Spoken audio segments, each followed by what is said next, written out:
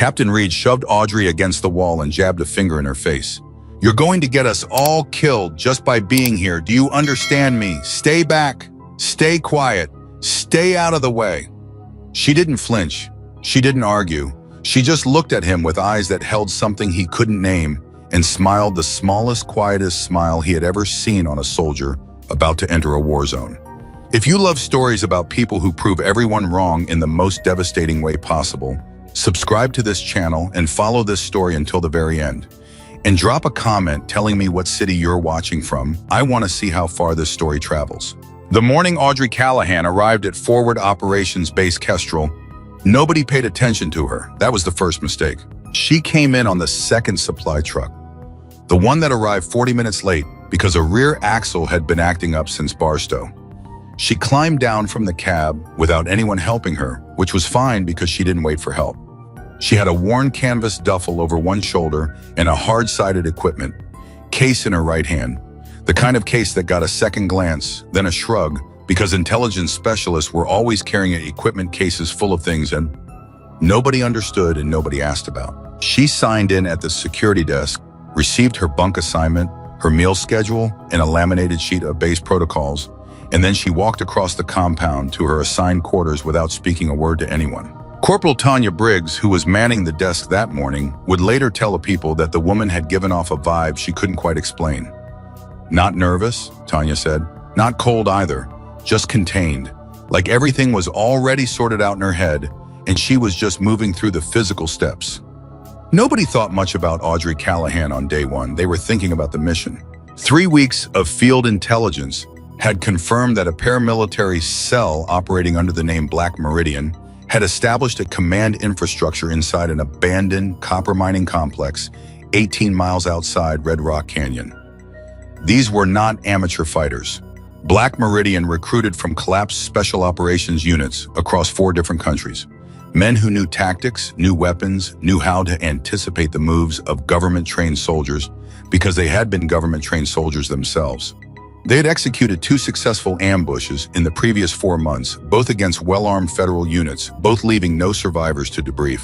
The mission to neutralize their command center had been assigned to Captain Mason Reed's tactical response team. 12 operators, all with combat experience, all with high clearances, all with the kind of track records that made brass feel comfortable signing off on complex operations. Reed had been running this kind of work for 11 years. He was 38, lean and deliberate in everything he did, the kind of commander who thought 3 steps ahead and slept 4 hours a night because his brain wouldn't stop processing. He had received the mission package 6 days before deployment, had studied it until he could have recited every entry point, every known guard rotation, every structural weakness of the mining facility from memory. He was confident. Not arrogant. Mason Reed didn't do arrogant, but confident. The kind of steady, grounded confidence that comes from doing hard things correctly for a long time. And then 2 days before the operation launched, someone slid a personnel update across his desk. Specialist Audrey Callahan, Intelligence Division, would be attached to the unit for the duration of the mission. Reed had stared at the paper for a long moment. Then he walked down the hall to the office of Major Harold Voss, who oversaw personnel assignments and knocked on the doorframe because the door was already open. "Tell me about the intelligence specialist," Reed said. Voss looked up from his monitor. "Callahan, she's good. Cleared experience, no incidents on record." "What's her field experience?" "She's done 6 attached operations, intel and comm support mostly." "Mostly," Reed repeated. "She's an asset captain. She'll be monitoring communications intercepts and helping you adapt if the tactical picture shifts." "I don't need someone monitoring comms. I need operators." "You're getting both," Voss said, and his tone made clear that the conversation was over. Reed walked out without another word.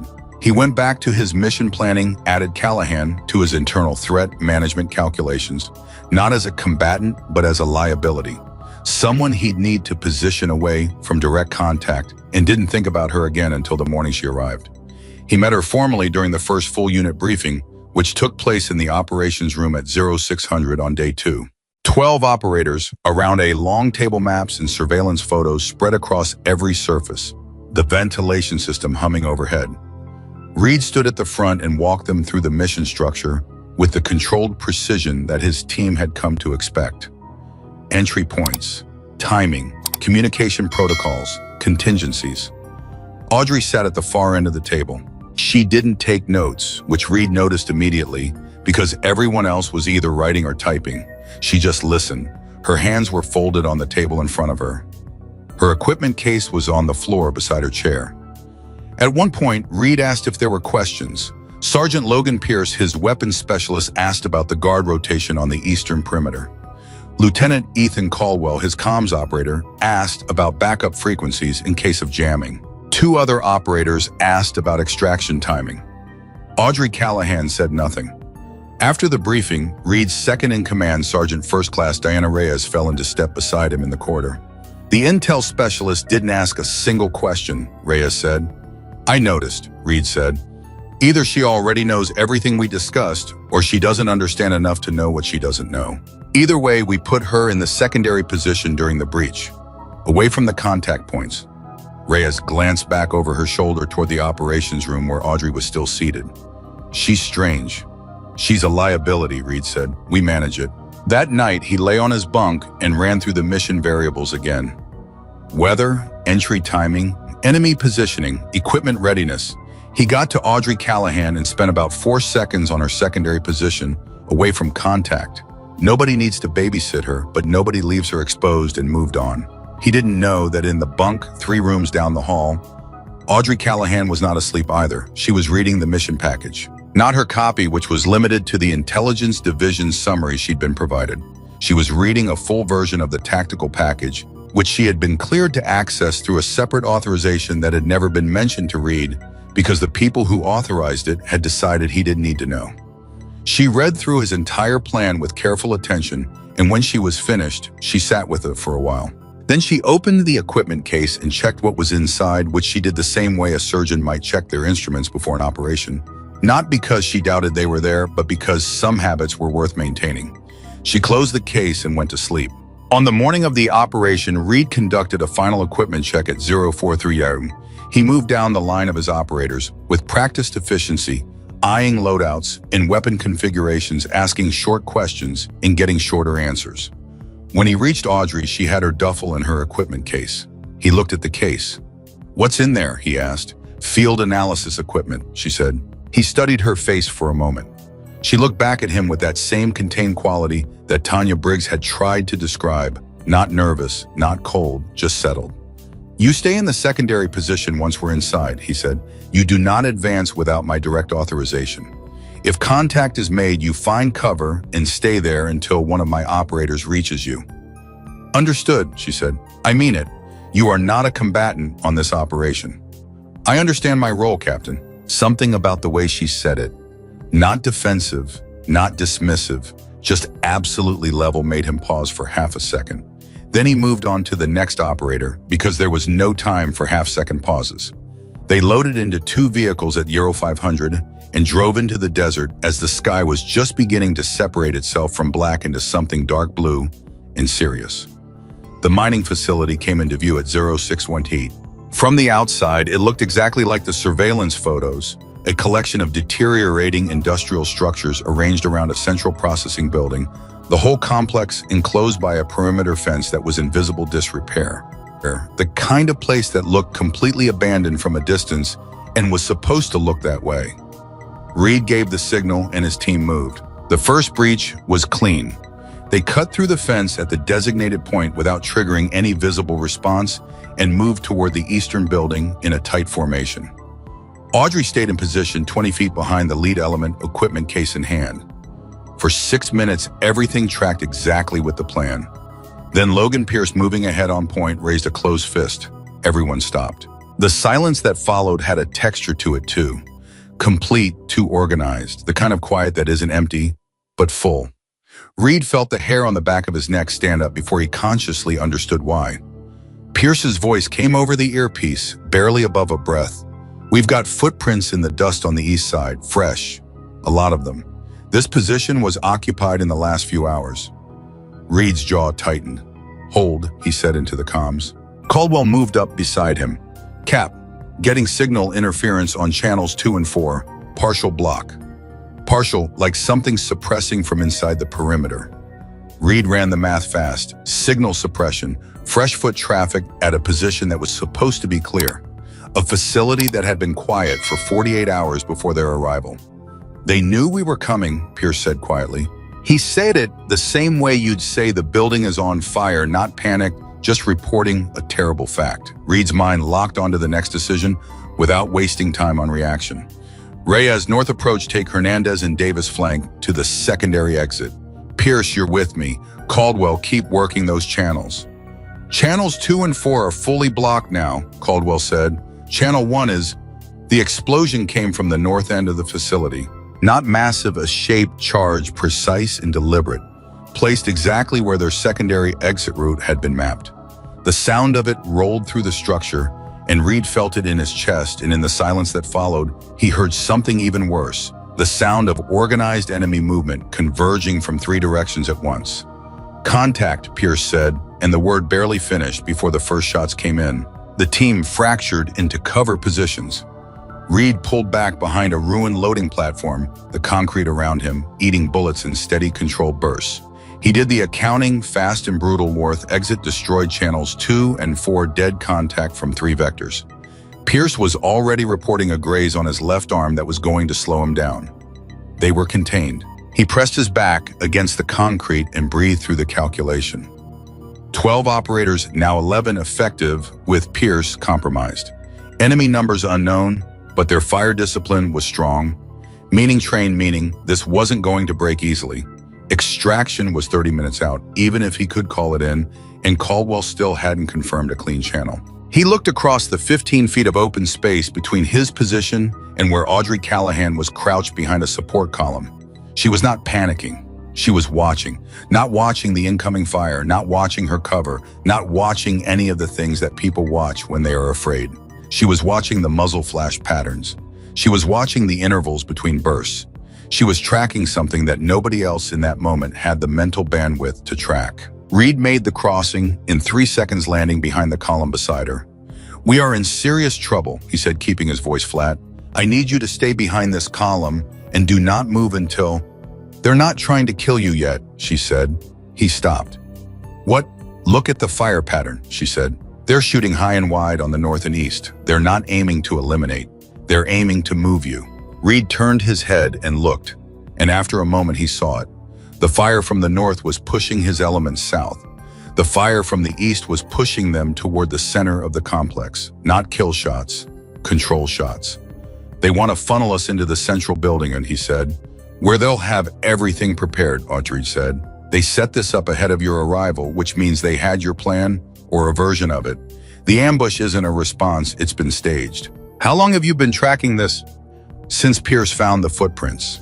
He stared at her for a moment, this quiet woman he had been planning to position away from contact, this analyst. He had filed under liability in his operational calculus, and he felt something shift in his understanding. "Not everything, not yet, but something."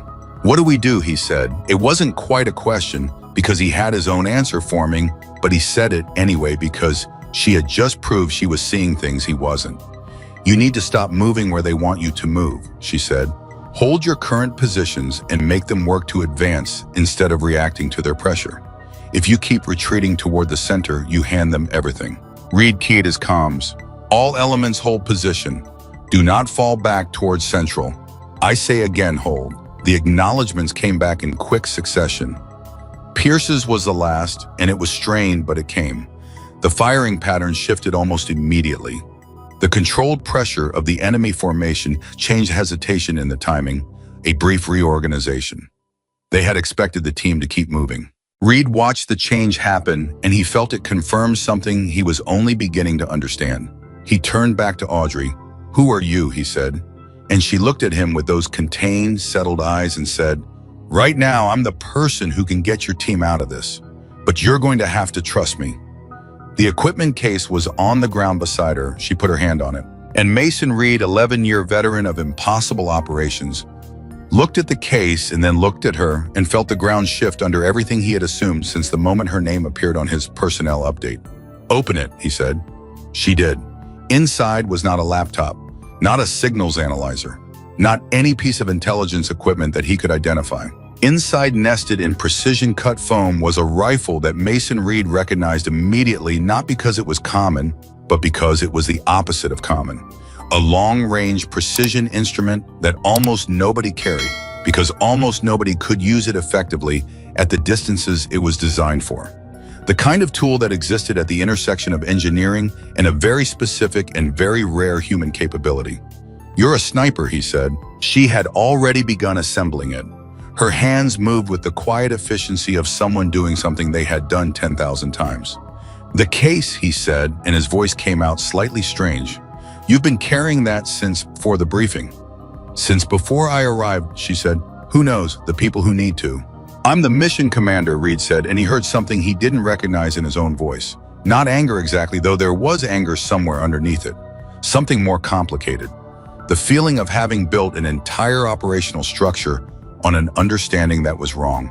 "I needed to know." "If you'd known," she said, still assembling, still not looking up, "you would have planned around it. You would have positioned me as the primary offensive asset and built your approach on my capability, and Black Meridian would have identified the pattern. My role works because nobody knows it exists until it's already working." He opened his mouth to argue. A burst of fire tore through the column above their heads, and concrete dust showered down on both of them. She didn't flinch. The rifle was assembled. She checked it with a focus so complete, it was almost meditative, and then she looked up at him for the first time since she'd opened the case, and her eyes were different now. Not warmer, not colder, just more fully what they had always been, the eyes of someone who had been here before in this exact quality of crisis and knew with absolute precision what came next.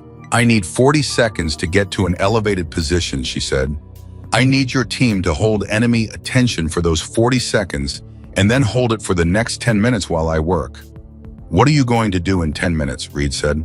"End this," she said simply. He wanted to push back. He was the mission commander. He had a plan, or what was left of one. He had 11 years of experience telling him that operations collapsed when the structure broke down, when individuals started running their own solutions without coordination. But the structure had already broken. The plan was gone, and the woman he had categorized as a liability was holding a rifle she had assembled in under 60 seconds while bullets hit the column above them, and her hands were completely steady, and she was looking at him like she had already calculated the outcome of this conversation and was simply waiting for him to reach the conclusion she had already reached. Reed keyed his comms. "All elements, I need a coordinated distraction on my mark. Full noise, full movement, make them think we're pushing south. 30 seconds. He looked at Audrey. She was already moving low and fluid toward the back wall and the staircase that led to the upper level. "Callahan," he said. She stopped and looked back. "Don't miss," he said. She looked at him for just a moment, and something crossed her face, not quite a smile, but the shadow of one. "I don't," she said. Then she was gone, moving through the damaged interior of the facility like she had studied the floor plan as carefully as he had, maybe more carefully, and Reed pressed his back against the column and waited for the 40 seconds that would determine whether anyone on his team went home. He keyed the comms. "All elements, on my mark, make it loud." He drew a breath. Mark. The facility erupted with controlled chaos. His team executing the distraction with the discipline of people who trusted their commander, even when the plan had already burned.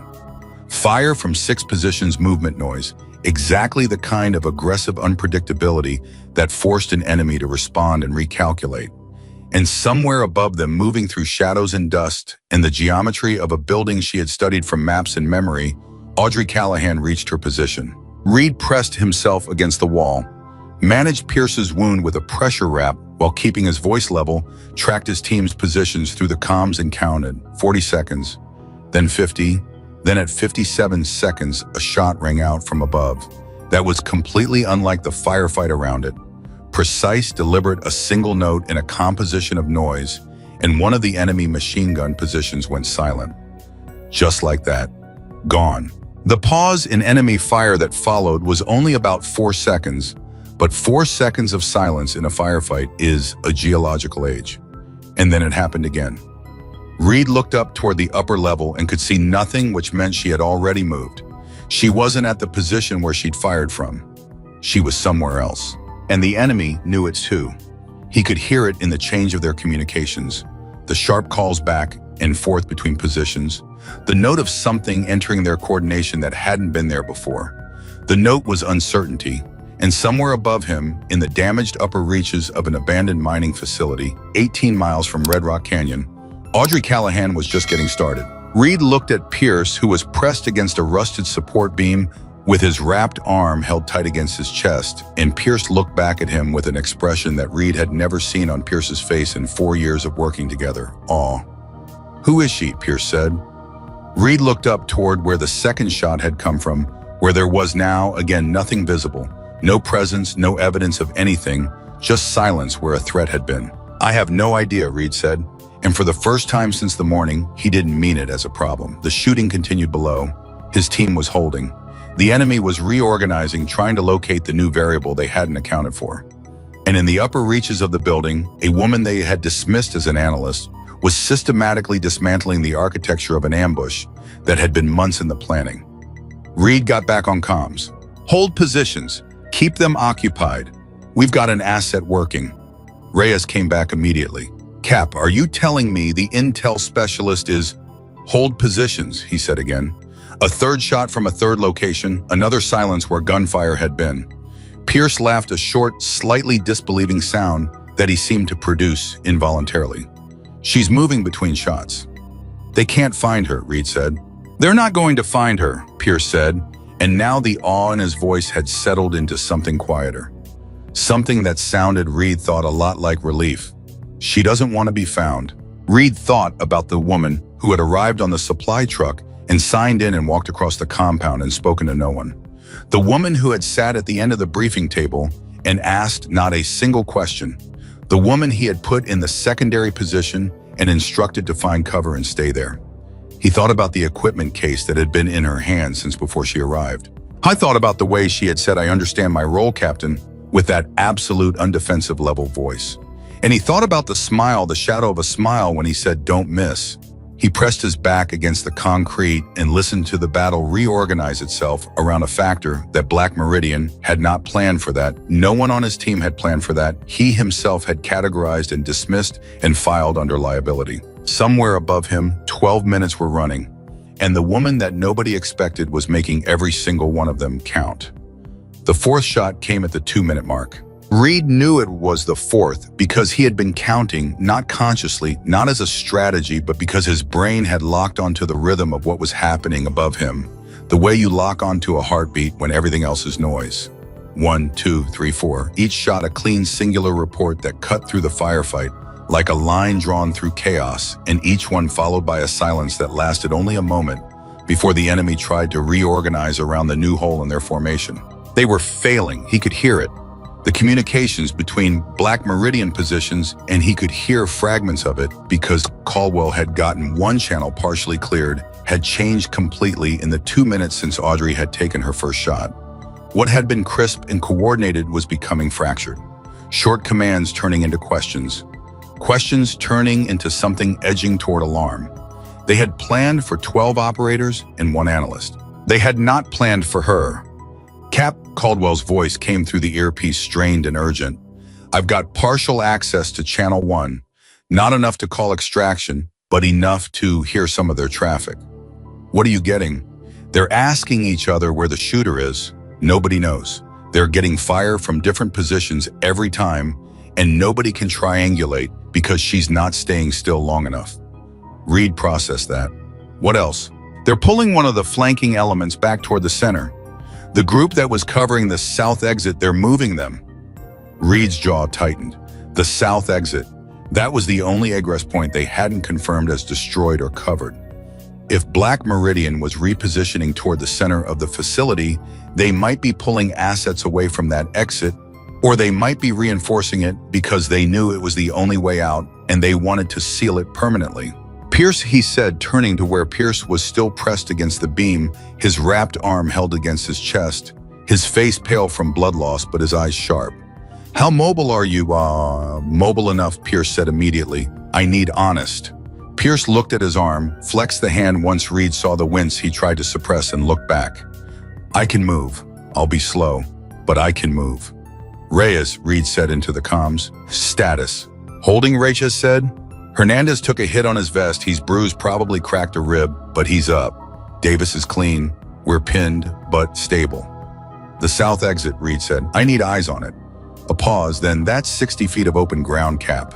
I know what it is. Another pause shorter. Give us 90 seconds. Reed looked back at Pierce. Pierce was already straightening against the wall, adjusting his grip on his weapon with his good hand. You're not cleared for movement, Reed said. You need someone at the south exit, Pierce said. Your options are limited. I need you functional. I am functional. Pierce met his eyes. Captain, I've been shot before. This is a graze.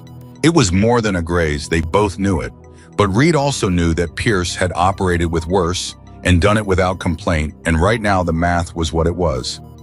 Above them, shot number 5. The silence afterward was longer than the previous ones, almost 4 seconds before enemy communication resumed, and when it did, it was at a pitch that Reed could hear even through the distance and the noise. Something important had just been eliminated. Move, Reed told Pierce. Stay low, stay against the north wall until you reach the junction, then cut south. Do not take unnecessary contact. Copy, Pierce said and moved. Reed watched him go and then immediately shifted his focus back to the larger picture, because watching Pierce disappear into the interior of the facility was something he could feel but couldn't afford to process.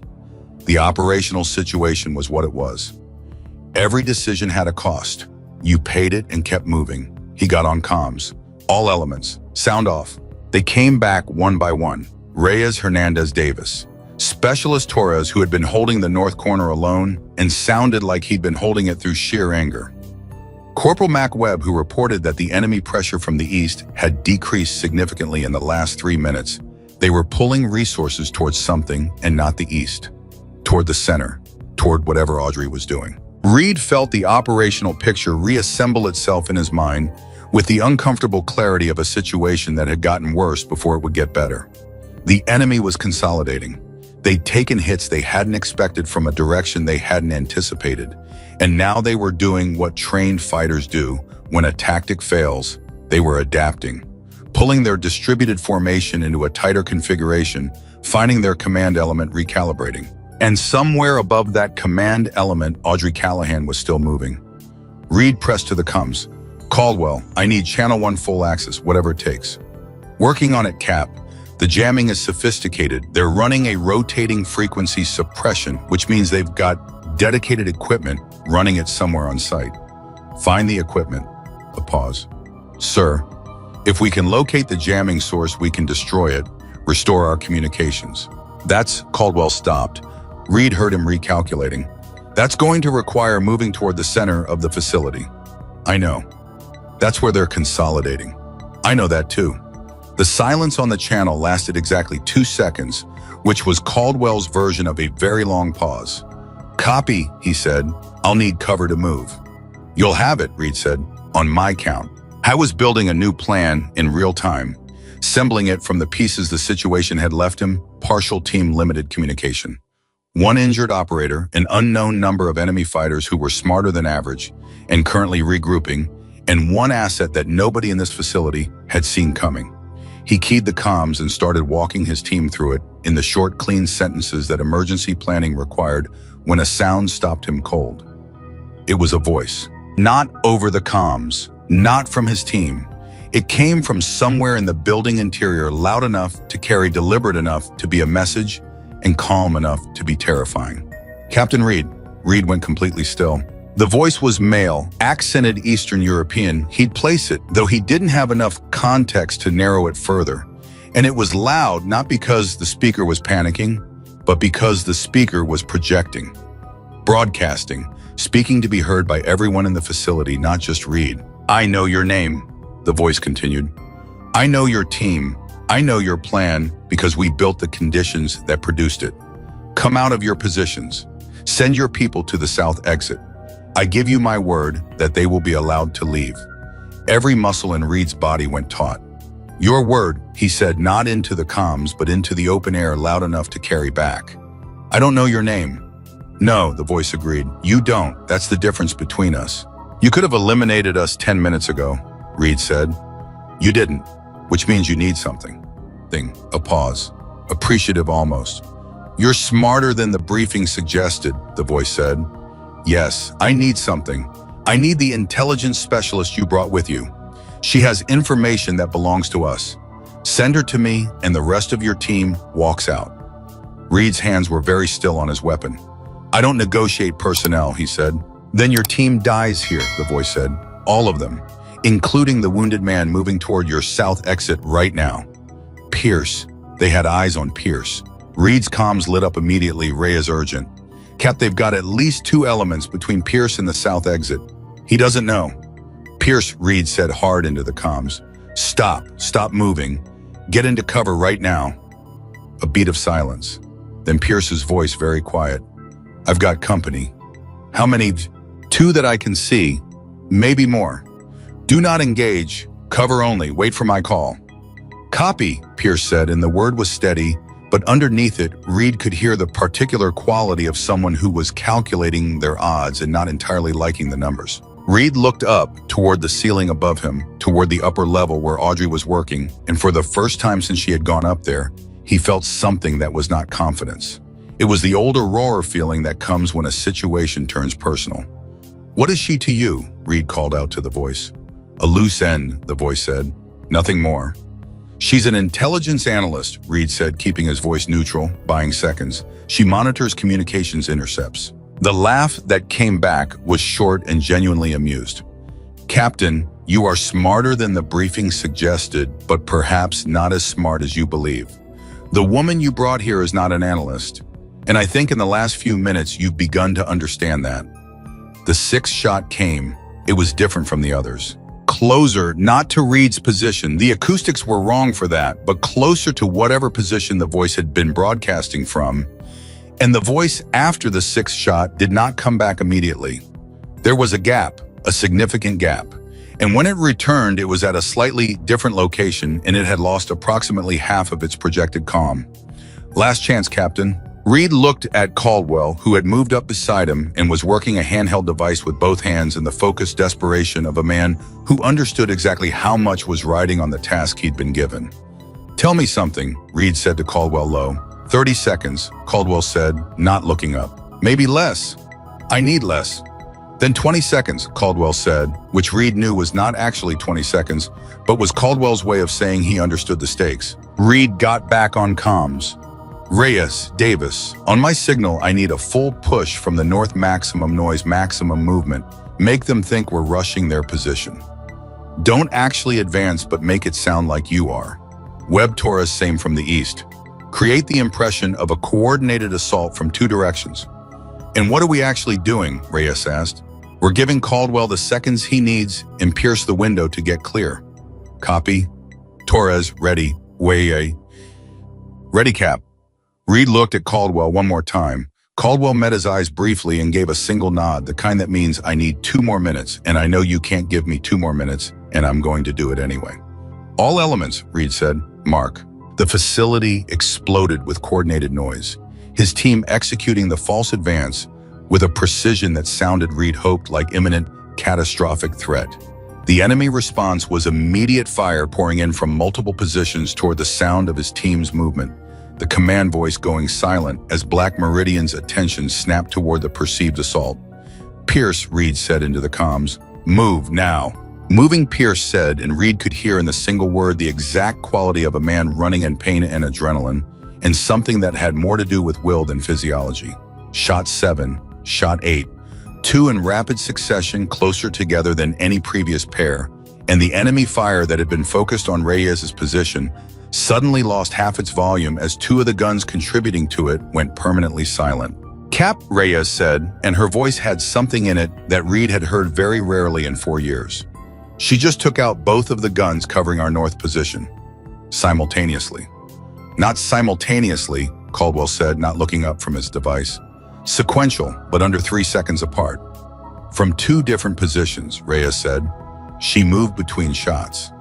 The silence on the comms lasted a moment. She moved between shots, Webb repeated, and he said it the way you'd say, I don't understand what I'm looking at. I know what I see, but I don't understand it. Reed understood it, or was beginning to. He thought about the case she had carried since before she arrived.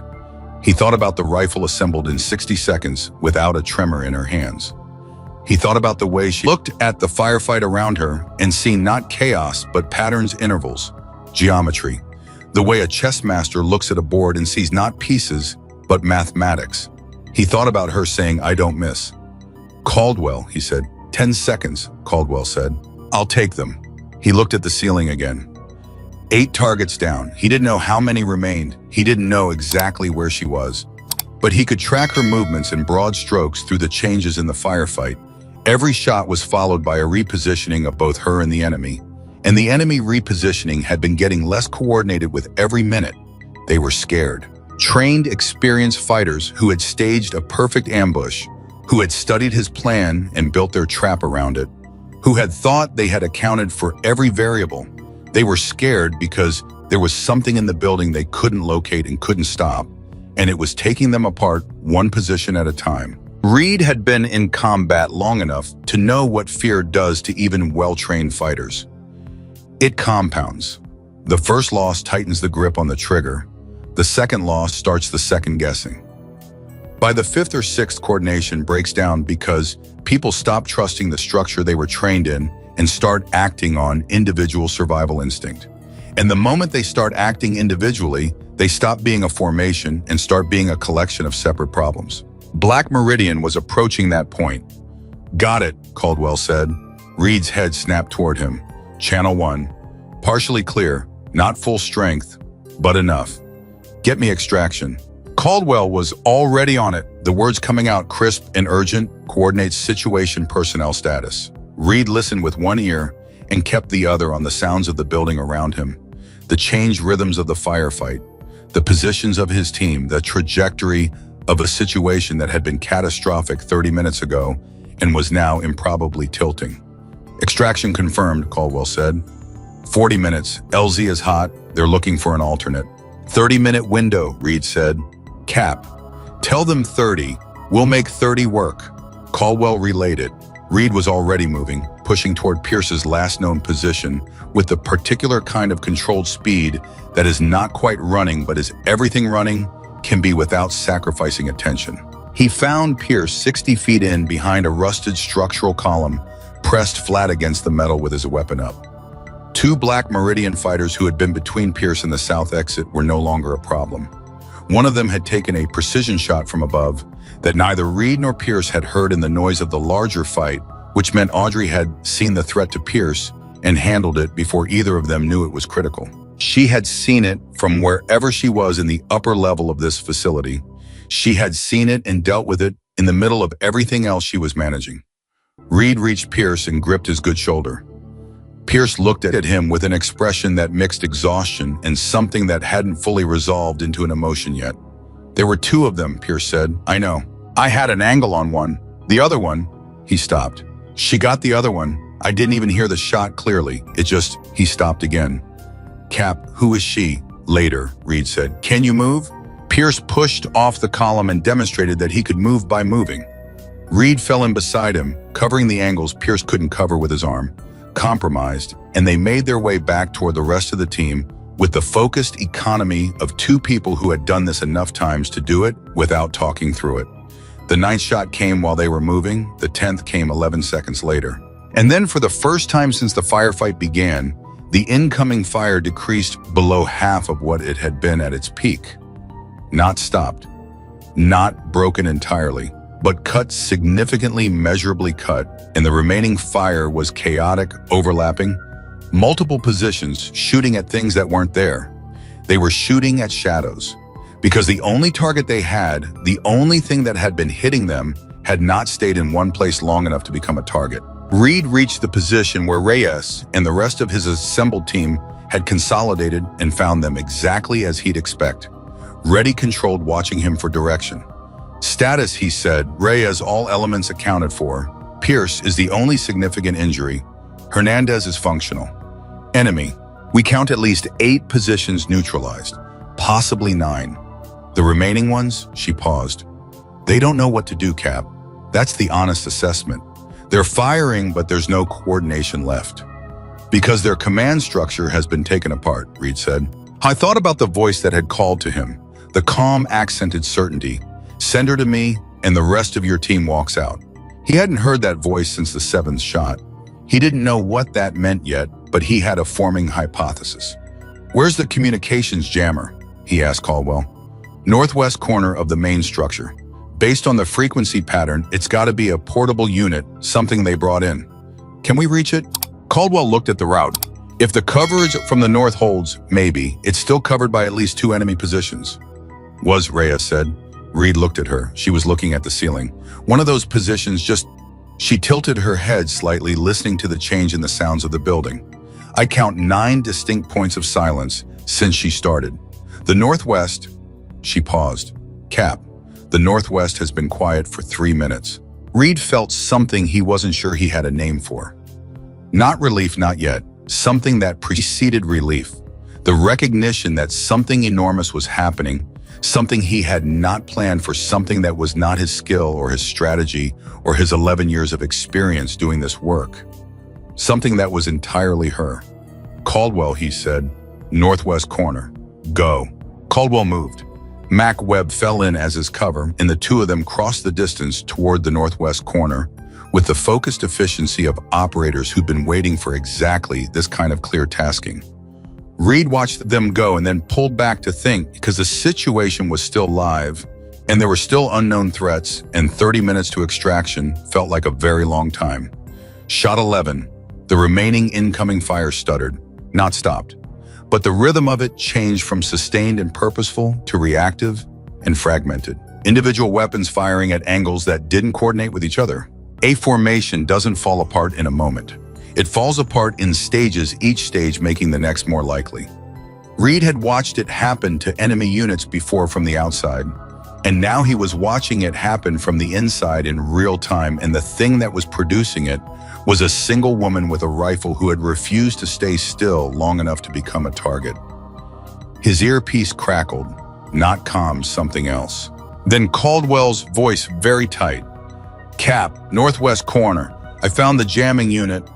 Destroy it. Already done. A beat. Full comms restored on all channels. Reed closed his eyes for 1 second. Just one. Then he keyed his primary channel and began talking to extraction. It was during the detailed necessary mechanics of coordinating extraction with an LZ that was still partially hot during the assessment of Pierce's injury for medical prioritization during the specific operational minutiae that compound in the aftermath of a broken ambush that something shifted in the building. The remaining enemy fire, which had been fragmentary and increasingly desperate, stopped. Not reduced, not decreased, stopped. Complete silence rolled through the facility like a wave. Reed's team heard it before they processed it, and what they did when they heard it was go, still weapons up, breathing controlled, waiting for what came after a silence like that. Like that, nothing came. 30 seconds, 60 seconds. Reyes was the first to say it out loud, and she said it the way you say something you're not quite ready to trust. They're gone. Or repositioning, Torres said. Or gone, Reyes said again. Reed keyed comms.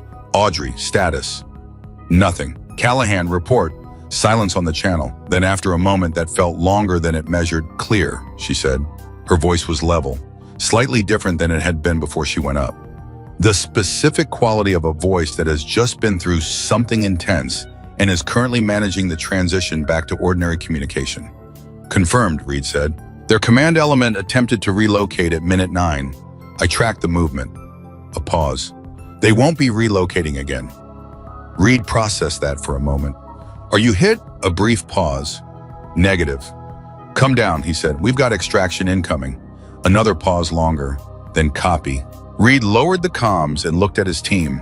They were looking back at him with a quality on their faces that was uniform, but which each of them was wearing differently. Reyes with the controlled intensity of someone still processing. Pierce with his arm wrapped and his face pale, and something in his eyes that was not the usual Pierce at all. Torres and Webb and Hernandez with the specific quality of people who had been through something that exceeded the vocabulary they'd prepared for it. Listen up, Reed said. We have 30 minutes to extraction. Pierce is priority medical. Caldwell, I need you on comms for the duration. Everyone else wounded assist equipment, recovery, and eyes on the perimeter until we are absolutely confirmed clear. He paused. And when she comes down, he said, you give her room. whatever she needs, whatever she asks for. Is that clear? Nobody asked who he was referring to. They said yes, Captain, in various forms, and they moved. Reed walked to the base of the staircase that led to the upper level. He waited. He heard her coming down before he saw her quiet, deliberate footsteps. No hurry, no stumbling urgency. The footsteps of someone who had finished a task and was walking away from it with the same composure they'd brought to starting it. She came into view on the lower staircase with the rifle broken down and returned to the case which she was carrying in her right hand again. Her clothing was marked with concrete dust and something darker on her left knee, a scrape from moving position, probably not a wound. Her face was calm, the same face from the briefing room, the same face from the supply truck. Reed looked at her for a long moment. He was aware of his team behind him watching. 12 minutes, he said. She nodded. 11 confirmed, she said, and 12 engaged. You knew when you came in, he said. You had the layout memorized. I prepared it, she said simply. Who briefed you? I was given what I needed. She paused. What your team needed. Reed thought about Major Voss's face when he'd asked about Callahan's field experience. The specific bland confidence of someone who knew something they weren't sharing. She's an asset. She'll be useful. Useful. I thought about standing in that corridor thinking she was a liability. He thought about 12 minutes that had saved his team, his mission, and probably his life, executed by the person he had instructed to find cover and stay there. He should have said something that encompassed all of that. Probably there were words for it, but what came out was simpler and more honest than anything he'd planned. I owe you an apology, he said. She looked at him steadily. You owe your team an extraction, she said. Focus on that. Then she walked past him, past the assembled team, and found a position along the north wall where she set down the equipment case and leaned against the wall and looked at nothing in particular. And it was only then, only in that moment of stillness, that Reed noticed her hands. They were shaking, very slightly, almost imperceptibly. The hands that had assembled a rifle in 60 seconds, that had made 11 shots without a miss, that had not trembled during a firefight that would have paralyzed most people, those hands, now that the work was done and the silence was real, were shaking. He didn't say anything about it. He turned back to his team because that was what she had told him to do, and because some things deserved to be seen and not remarked upon. 30 minutes to extraction. The facility was silent. And outside, the desert wind was doing what desert wind does, moving through the damage without judgment, carrying the sound of nothing at all. The helicopter didn't come in 30 minutes, it came in 43. Those extra 13 minutes were the kind that don't pass, they accumulate. Every one of them sitting on top of the last, adding weight to a silence that had already said everything it was going to say. Reed's team held their positions without being told to. Nobody talked much. Pierce had been moved to a sitting position with his back against the north wall, 15 feet from where Audrey was standing, and someone had given him water, and he was drinking it slowly and watching her the way you watch something you're trying to understand and keep failing to. Audrey had not moved from the wall. Her hands had stopped shaking within the first 5 minutes. Reed had been watching for it, not obviously, not in a way that she would have noticed, but watching the way a commander watches everything in a situation that has officially moved from active threat to managed uncertainty. The shaking stopped and didn't come back, and she stood with the equipment case beside her and looked at the middle distance with the expression of someone who was very far inside their own head and had decided that was where they needed to be right now. Reyes came up beside Reed at minute 8 of the wait. She's not okay, Reyes said quietly. She's operational, Reed said. That's not what I said. He looked at Reyes. Diana Reyes had been his second in command for 3 years, and she had a specific kind of intelligence about people. Not psychological analysis, not training, just the accumulated wisdom of someone who paid attention. She was one of the best readers of human condition Reed had ever worked with. She's coming down, Reyes said. After something like that, the focus required the decisions, the sustained pressure of that kind of work. There's a drop. You know what that looks like. I know what it looks like, Reed said. What are you going to do about it? I thought about Audrey's instruction from the bottom of the staircase. You owe your team an extraction. Focus on that. He thought about the way she had said it, not dismissive of the apology, but redirecting. Putting the operational need ahead of the emotional one with the practiced efficiency of someone who had been doing exactly that for a very long time. Nothing right now, he said. She doesn't want anything from us right now. Reyes looked at him steadily. How do you know? Because she's standing by herself and she hasn't moved, he said. If she wanted something, she'd ask for it or she'd come to us. She's not doing either.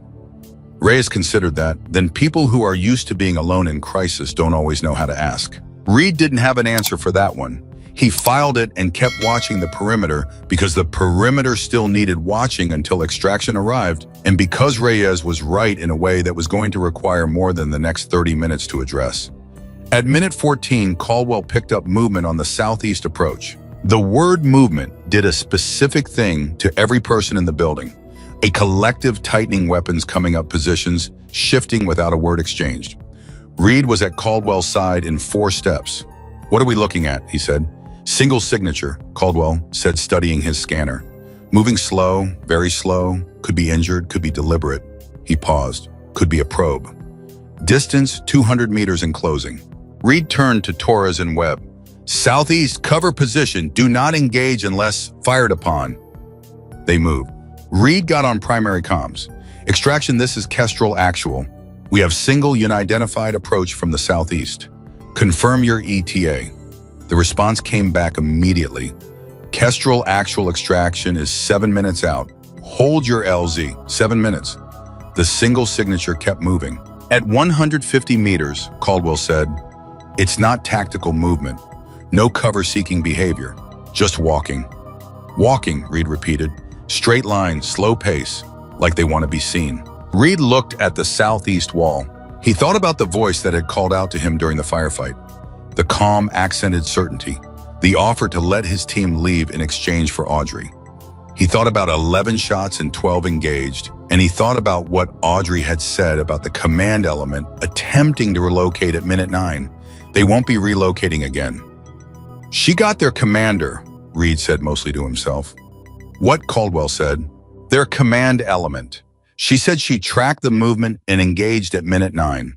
If their commander is down, that's why the formation collapsed so completely. They didn't just lose positions, they lost the person holding the positions together. He paused. So who's walking toward us? Whoever's left, Caldwell said. Whoever decided that walking slow and straight toward the building is better than whatever their other options were. At 100 meters, Reyes's voice came over comms from the southeast position. Cap, single male, middle-aged. He's holding both hands out from his sides. Reed processed that, both hands visible, no weapon presented. He's surrendering, Pierce said from his position against the wall. His voice was rough with pain, but his mind was clearly still working. Or he wants to look like he is. Could be a trigger man, Torres said over comms. Body-worn device. Possible, Reed said. Reyes, do not let him approach within 50 meters until we have extraction overhead. If he stops and holds position, let him hold. Copy, he's stopping. A pause. He's stopped. 40 meters out. He's another pause, different quality. Cap, he's sitting down. He just sat down on the ground. The silence that followed that piece of information was something Reed would think about later. Not just the fact of it, but the texture of it. A man sitting down in the desert 40 meters from the building where his operation had just been taken apart. Not running, not fighting, not trying anything. Just sitting. He's done, Pierce said quietly. Don't assume, Reed said. But Pierce was right, and Reed knew it, and the knowing of it layered onto everything else he was carrying in the moment. The weight of the operation, the cost of it, the specific and enormous fact of what Audrey Callahan had done in 12 minutes inside this facility. Extraction arrived at minute 22. The helicopter came in hard and fast the way they do. When an LZ is marked hot and Reed's team moved toward it with the organized efficiency that trauma and training produced together, Pierce was supported by Hernandez on one side and Webb on the other. Caldwell was last off the building perimeter, his scanner still running until the moment he stepped onto open ground. Reed was counting heads when he realized Audrey had not moved toward the helicopter. She was still at the north wall. He crossed the floor in 8 steps. Callahan, we're moving. She looked at him.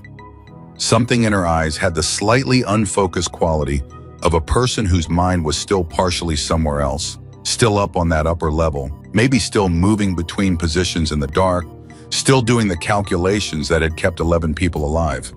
The man outside, she said, southeast approach.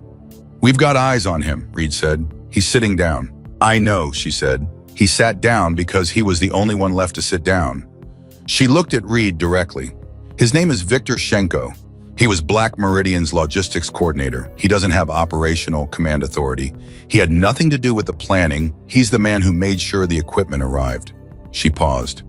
He's also the one who's been trying to get information to our side for the last 4 months.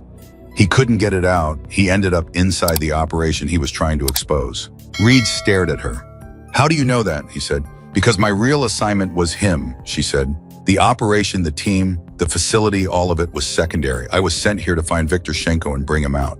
The helicopter rotors were loud and getting louder as the pilot held the hover, and Reed was aware of the time pressure and aware of his team boarding and aware of 11 things that needed his attention in the next 90 seconds. And he was standing absolutely still, processing what Audrey had just told him. You let us go in thinking this was a neutralization operation, he said. It was a neutralization operation. It was also an extraction. For him, yes. And you didn't tell me. The extraction of Victor Shenko was classified above your mission clearance, she said. The people who designed this operation decided that if the primary team knew about the secondary objective, their behavior would change in ways that could compromise both objectives. She held his gaze. I didn't design that decision. I operated within it. Reed looked at her for a long moment. His jaw was tight. The kind of tight that comes not from anger alone, but from anger mixed with the uncomfortable recognition that the argument he wanted to make would require him to ignore things he knew were true about how classified operations work, the compartmentalization, the need-to-know architecture, the decisions made above everyone's pay grade about who knew what and when. He knew those systems. He worked inside them. He still hated this. Is he compromised? Reed said.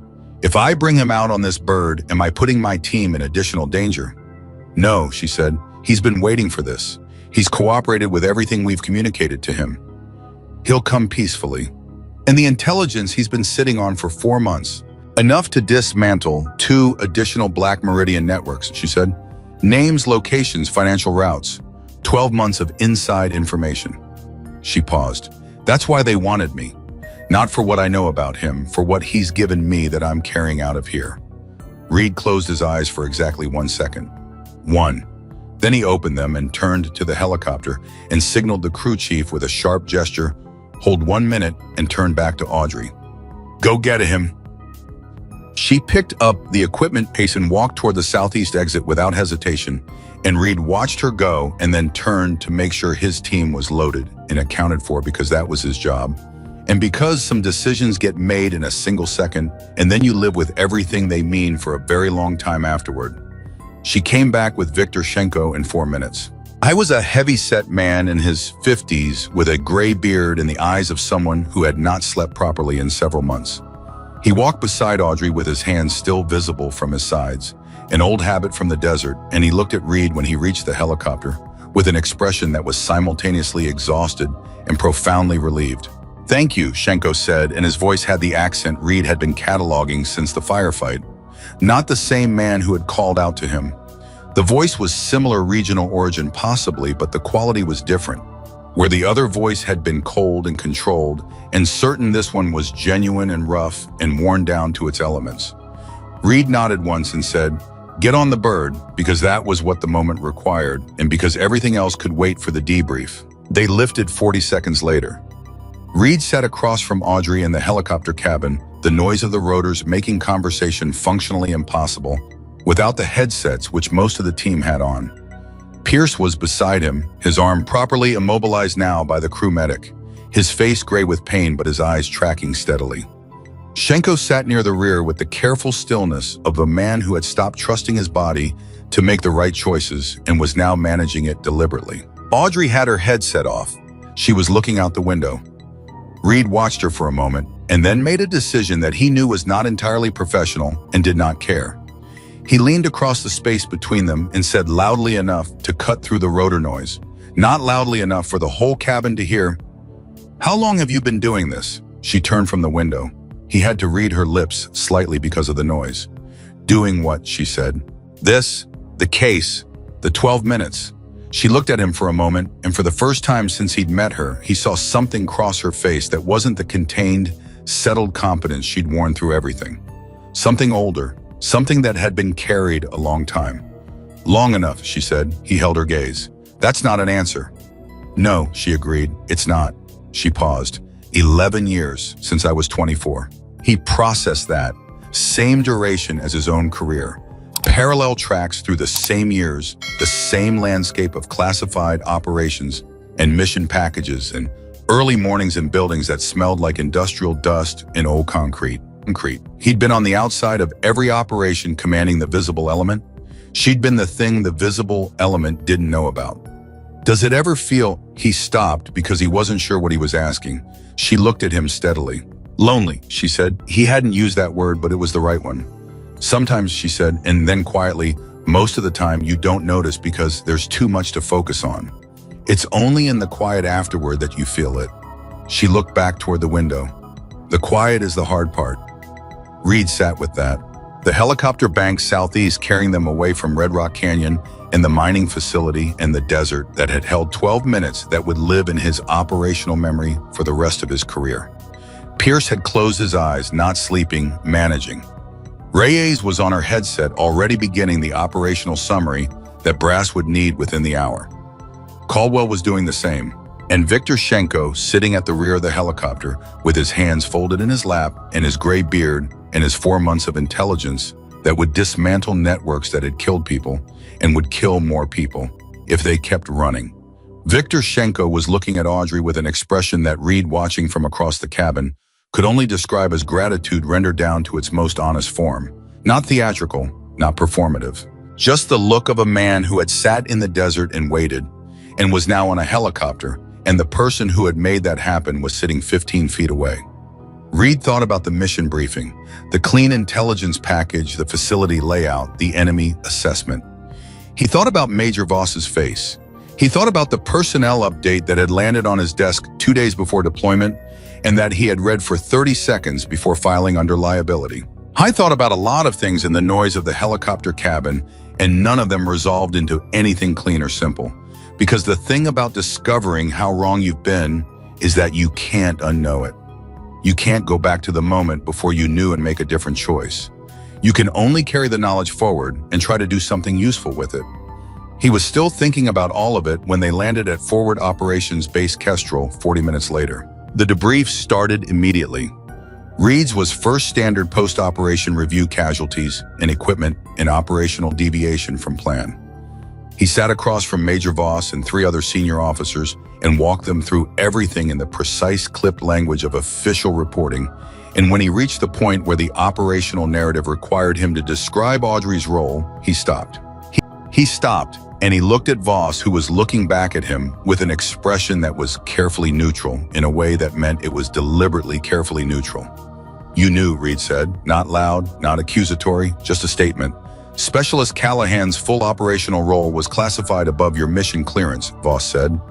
You told me she was an intelligence analyst. She is an intelligence analyst, Voss said, among other things. Reed looked at him for a long moment. The other officers at the table were doing their best impressions of furniture. She saved 11 lives today, Reed said, my team's lives, using a capability that you knew she had and that I didn't know about when I built my operational plan. Your operational plan was designed to be effective without knowledge of her secondary capability, Voss said. The mission structure accounted for this. The mission structure put her in the secondary position, Reed said, away from contact, because I assessed her as a liability. Yes, Voss said, and she repositioned herself effectively within the operational parameters she'd been given. Reed stared at him. He could hear the careful construction of every word Voss was saying, the institutional architecture of plausible procedure of decisions made above everyone present in this room of a system that had decided this was the correct way to deploy this particular capability and had also decided that the mission commander didn't need to know. He thought about Audrey in the helicopter saying, I didn't design that decision. I operated within it. How many operations, Reed said. How many times has she gone in like this, attached to a primary team who thought she was something else?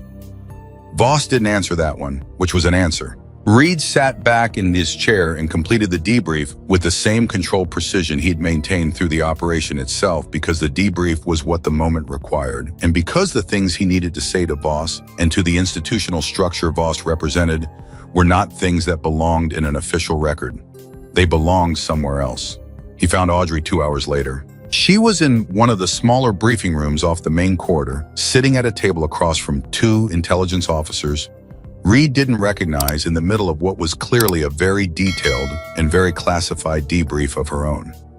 The door was partly open. He could see her profile, the same composed face, the same level quality answering questions, with the careful precision of someone transferring information that had to arrive exactly right. Viktor Shenko was in the next room, visible through the window. Two different intelligence officers, also talking, also answering questions. His hands were around a cup of coffee, and his posture had the specific exhaustion of a man who had held something for a very long time and was only now beginning to set it down. Reed stood in the corridor for a moment and watched both of them through their respective windows, and he thought about the architecture of it. Two people, parallel rooms, parallel debriefs, carrying between them the intelligence that had been the actual mission all along. The firefight, the facility, the 11 shots, all of it had been the structure around this. The container that got these two people to this moment. He felt something shift in how he understood the operation. Not smaller, not diminished, but differently dimensioned. He had been inside it as the primary element, as the visible thing that moved through space and made noise and drew attention. And around him and through him and behind him, something else had been moving, quieter, more deliberate, aimed at a different target entirely. I thought about chess again, not pieces on a board. The whole game, every move, every position, and the players who could see 12 moves ahead. Reyes appeared beside him in the corridor. "How'd your debrief go?" she said. Voss confirmed everything by confirming nothing, Reed said. "It's on. Classic." She looked through the window at Audrey. "Hers has been going on since we landed." "I know." "The intelligence officers who came in for her debrief, I checked their credentials. They're not standard intel division." Reyes paused. "They're out of a division I've heard the name of twice in 11 years, and never in any context I was invited into." Reed looked at her. "Which division?" She met his eyes. "The kind that doesn't show up on any organizational chart I've been cleared to see." The corridor was quiet around them. Somewhere down the hall, Pierce was in the medical bay getting his arm properly assessed, and Caldwell was finishing his own debrief, and Torres and Webb were probably in the mess eating their first real food in 20 hours. "She's been doing this for 11 years, Reed said. Reyes looked at him. "She told you that on the bird. That means she started when she was, what, 24 and 24, Reed said. Reyes was quiet for a moment. "And nobody ever told any of the mission commanders?" "Apparently not." Another silence. Reyes looked through the window again. Audrey was still answering, still precise, still giving the intelligence officers exactly what they needed in exactly the form they needed it. "She's very good at being invisible," Reyes said. "She's excellent at it," Reed said. "I wonder," Reyes said slowly, "if that's something she chose or something that was chosen for her." Reed had been wondering the same thing. Since the helicopter. Since the bottom of the staircase when she'd redirected his apology back toward the operational requirement. Since the briefing room 2 days ago when she'd sat at the end of the table and asked not a single question, and he'd filed her under liability without a second thought. I thought about 11 years of mission packages, 11 years of arriving at operations where the primary team saw her and thought analysts liability secondary position. 11 years of carrying a case that everyone saw and nobody asked about correctly. 11 years of doing the thing that saved the mission and then sitting quietly in the corner afterward while the team debriefed around her. 11 years of quiet. He looked through the window one more time and then turned away from it because watching felt like something she hadn't consented to. "Get some rest," he told Reyes. "Tomorrow's going to be administrative and political, and none of it's going to be simple." "When is it ever?" Reyes said and went. Reed went back to his bunk and sat on the edge of it and thought about a woman who had arrived on the second supply truck and signed in at the security desk and walked across the compound without speaking to anyone carrying an equipment case that contained the thing that saved 11 lives. I thought about the specific quality of courage that asks for nothing back. The kind that does the work and then sits against the wall and doesn't speak and shakes hands that nobody is supposed to see shaking, and gives a redirecting answer when someone tries to thank them. He thought about what it cost, not the mission. The mission was over. The mission had cost what it cost and paid what it paid, and the accounting of it would be done in briefing rooms, in official records, in the specific language of institutional acknowledgement. I thought about what the 12 minutes had cost her. Not tactically, not professionally. The human cost, the thing that had produced the shaking hands, the faraway eyes on the helicopter, the particular quality of exhaustion that was more than physical. The cost of doing the hardest possible thing alone in a building full of people who didn't know you were doing it, and then coming down the stairs afterward and picking up your case and waiting for the helicopter. The cost of 11 years of that. He thought about Rhea's question, whether the invisibility was chosen or assigned. And sitting on the edge of his bunk in the buzzing fluorescent quiet of Forward Operations Base, Kestrel Reed made a decision that had nothing to do with his rank or his mission clearance or his 11 years of commanding tactical operations. He was going to find out. Not today. Today had used everything everyone had, and the only responsible thing was to let people recover. But when the operational aftermath cleared the debriefs, the reports, the inevitable institutional conversations with Voss and whoever was above Voss, when all of that settled into whatever it was going to settle into, he was going to find Audrey Callahan and ask her the question that Reyes had asked and that he didn't have an answer to. Not because it was his right to know, it wasn't, but because 11 years was a long time to be invisible, and someone who had just saved his team deserved to have at least one person in the world who was actually curious about the answer. He lay back on his bunk and closed his eyes and was asleep in under 2 minutes, which was the fastest he had fallen asleep since before the mission began. Down the hall through 2 corridors, in a security door, in a small briefing room with a partly open door, Audrey Callahan was still talking, still giving them exactly what they needed, still for the moment invisible.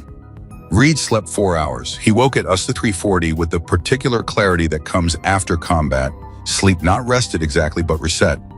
The fog burned off and what was underneath was sharp and specific. He lay on his bunk for 60 seconds doing the accounting that always came in the first minutes. After something significant, who was okay, who wasn't, what needed to happen in the next 12 hours, the next 24. Pierce was in the medical bay.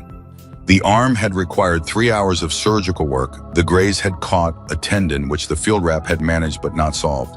He'd be non-operational for 6 to 8 weeks. The surgeon had said functional recovery was expected to be complete. Reed had read the report twice. Schenko was in a secured room 2 buildings over, guarded by 2 of the intelligence officers who had arrived for Audrey's debrief. His debrief had run until midnight. Reed had gotten a summary that told him almost nothing specific, which was standard for intelligence at that clearance level, but the 2 sentences he could read between clearly said that what Schenko had been carrying was exactly what Audrey had described. Enough to take apart 2 networks, 12 months of inside information. Audrey's debrief had run until 01:30. Reed knew this because he'd been awake at 01:30 for reasons he didn't fully examine, and he'd heard 2 sets of footsteps pass his door, her footsteps and those of someone escorting her. Probably, though, he hadn't opened the door to confirm. He got up at 3:45 and went to the mess. She was there, sitting alone at the far end of the long table with a mug of something coffee, probably, though it could have been tea, and a file folder open in front of her that she was reading with the focused attention of someone trying to hold information, still that kept wanting to move. She was in fresh clothes, the concrete dust was gone. Her hair was pulled back differently than it had been the day before, a slightly different arrangement, which he noticed the way you notice anything that changes when you've been studying a thing without meaning to. She looked up when he came in. Neither of them said anything for a moment. Then Reed went to the coffee dispenser, poured himself a cup, and walked to the far end of the table and sat down across from her. Not close enough to be presumptuous, close enough to be a choice. She watched him do it. "You should be sleeping," she said. "You should be sleeping," he said. "I had a debrief. I know, I also know it ended at 01:30 and it's now 03:45. She looked at him steadily.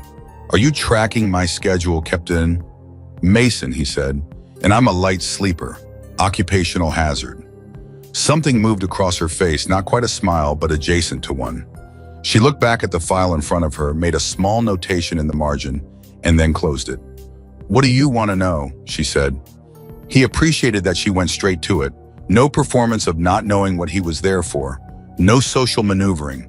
Reyes asked a question on the helicopter, he said.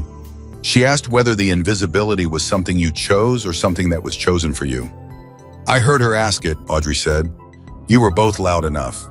What's the answer? She looked at the closed file for a moment. Both, she said. In the beginning, it was chosen for me. Someone identified a capability and designed a role around it. The structure, the cover of the case, the way I arrive at operations, that was institutional design, not mine. And now I've been inside it long enough that I'm not sure where the structure ends and I begin. She said it evenly without self-pity, the way you'd report a fact that had been verified through extensive testing. That's the honest answer. I know it's not a clean one. Reed drank his coffee. It was bad. The overnight mess coffee was always bad, and he drank it anyway because the act of doing something with his hands made the conversation feel less like a deposition and more like what it actually was. Two people talking in the middle of the night after something that had cost them both. 11 years, he said. In that whole time, how many mission commanders knew what you were? She thought about it, not performing the thought, actually thinking. 3, she said. 2 were briefed before the operation. 1 figured it out on site like you did. She paused. You're the first one who came to find me afterward. Reed sat with that.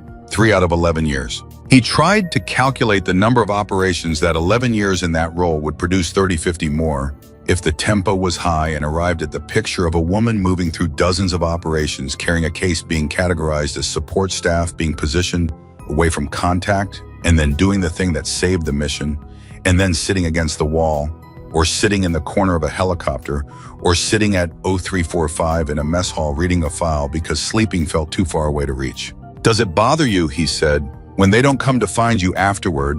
She looked at him directly, and for the second time, he saw that thing cross her face that wasn't contained. Competence, the older thing, the carried thing. The ones who don't come, she said, usually don't come because they're processing something that makes them uncomfortable. And the thing that makes them uncomfortable is the distance between how they saw me when I arrived and what they found out I was. She paused. That gap is difficult for people. It implies something about their judgment that they'd rather not look at directly. I'd rather look at it directly, Reed said. I know, she said. That's why you're here. The mess was empty except for the 2 of them and the overnight cook in the back, who was doing something with pots that produced a periodic clanking sound. The fluorescent lighting did what fluorescent lighting does, which is to make everything slightly more honest than it would be in warmer light. It was the kind of setting where things that would be deflected in daylight stayed on the table. Reed put his mug down. I told my team you were a liability, he said. The morning of the mission, I told Reyes I needed to manage you as a liability. I know, she said. You know, I've been called worse, she said. And I've been called worse by people who then owed me their lives. It's a common arc.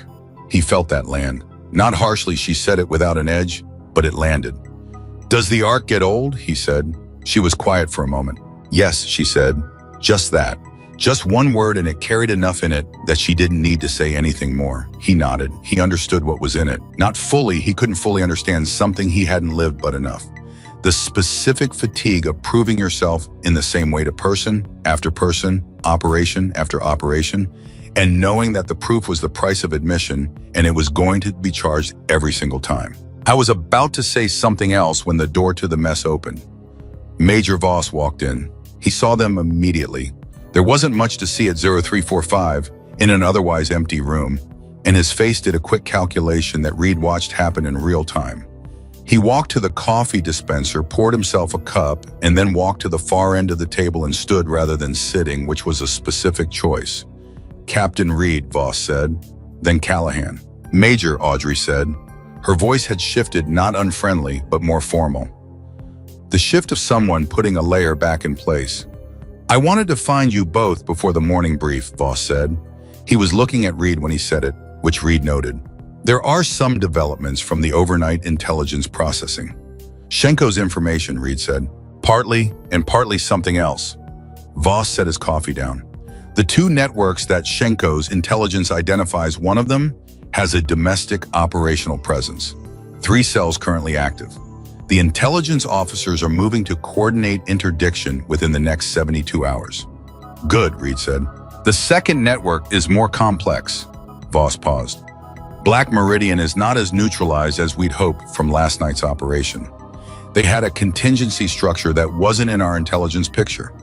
There is a secondary command element that was not present at the facility. Reed went still. How many, he said. Unknown, but functional, and aware that their primary operation just failed. Voss looked at his coffee. They're aware of the Shenko extraction, which means they know what he's carrying. Which means they want him back, Reed said. Or Voss said carefully, they want to prevent the information he's carrying from being fully transferred and processed. The mess was very quiet. Reed looked at Audrey. She was looking at Voss with an expression that was very controlled, and he was beginning to understand that very controlled meant something specific when it was on her face. You're not just telling us this as an update, Reed said to Voss. What near it, Voss said. There's an operational request coming. Voss set his mug down with the careful deliberateness of someone managing a conversation they know is going to push back. The intelligence officers overseeing the Shenko debrief have identified a specific threat to his safe transfer to the primary processing facility. The transfer needs to happen in the next 18 hours. The threat assessment suggests it will not be safe without additional protective capability. Reed looked at his team in his mind. Pierce in the medical bay with a sutured tendon, Hernandez with cracked ribs, the rest of them coming off an operation that had used everything they had 24 hours ago. My team is non-operational, he said. You know that. Aspects of your team are non-operational, Voss said. Others are assessed as functional. You want to send us back out? I want to transfer Viktor Shenko safely to the processing facility, Voss said. The protective requirement is not large, a small team, fast movement, low profile. Reed stared at him.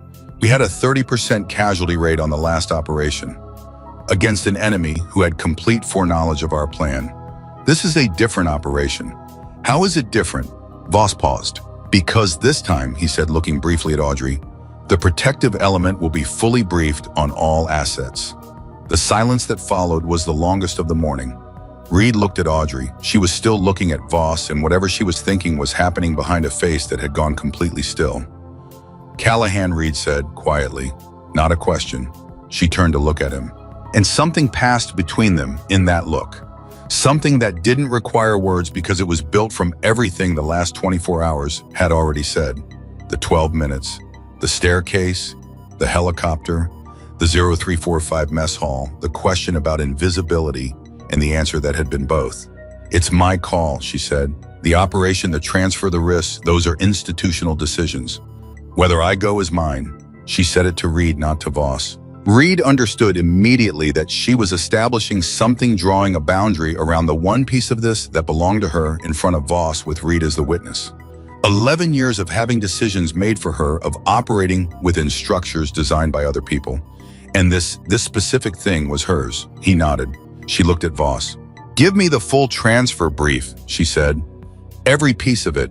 Not the version cleared for my level, the actual full brief. If I'm going, I go informed. She paused. And Reed commands the protective element.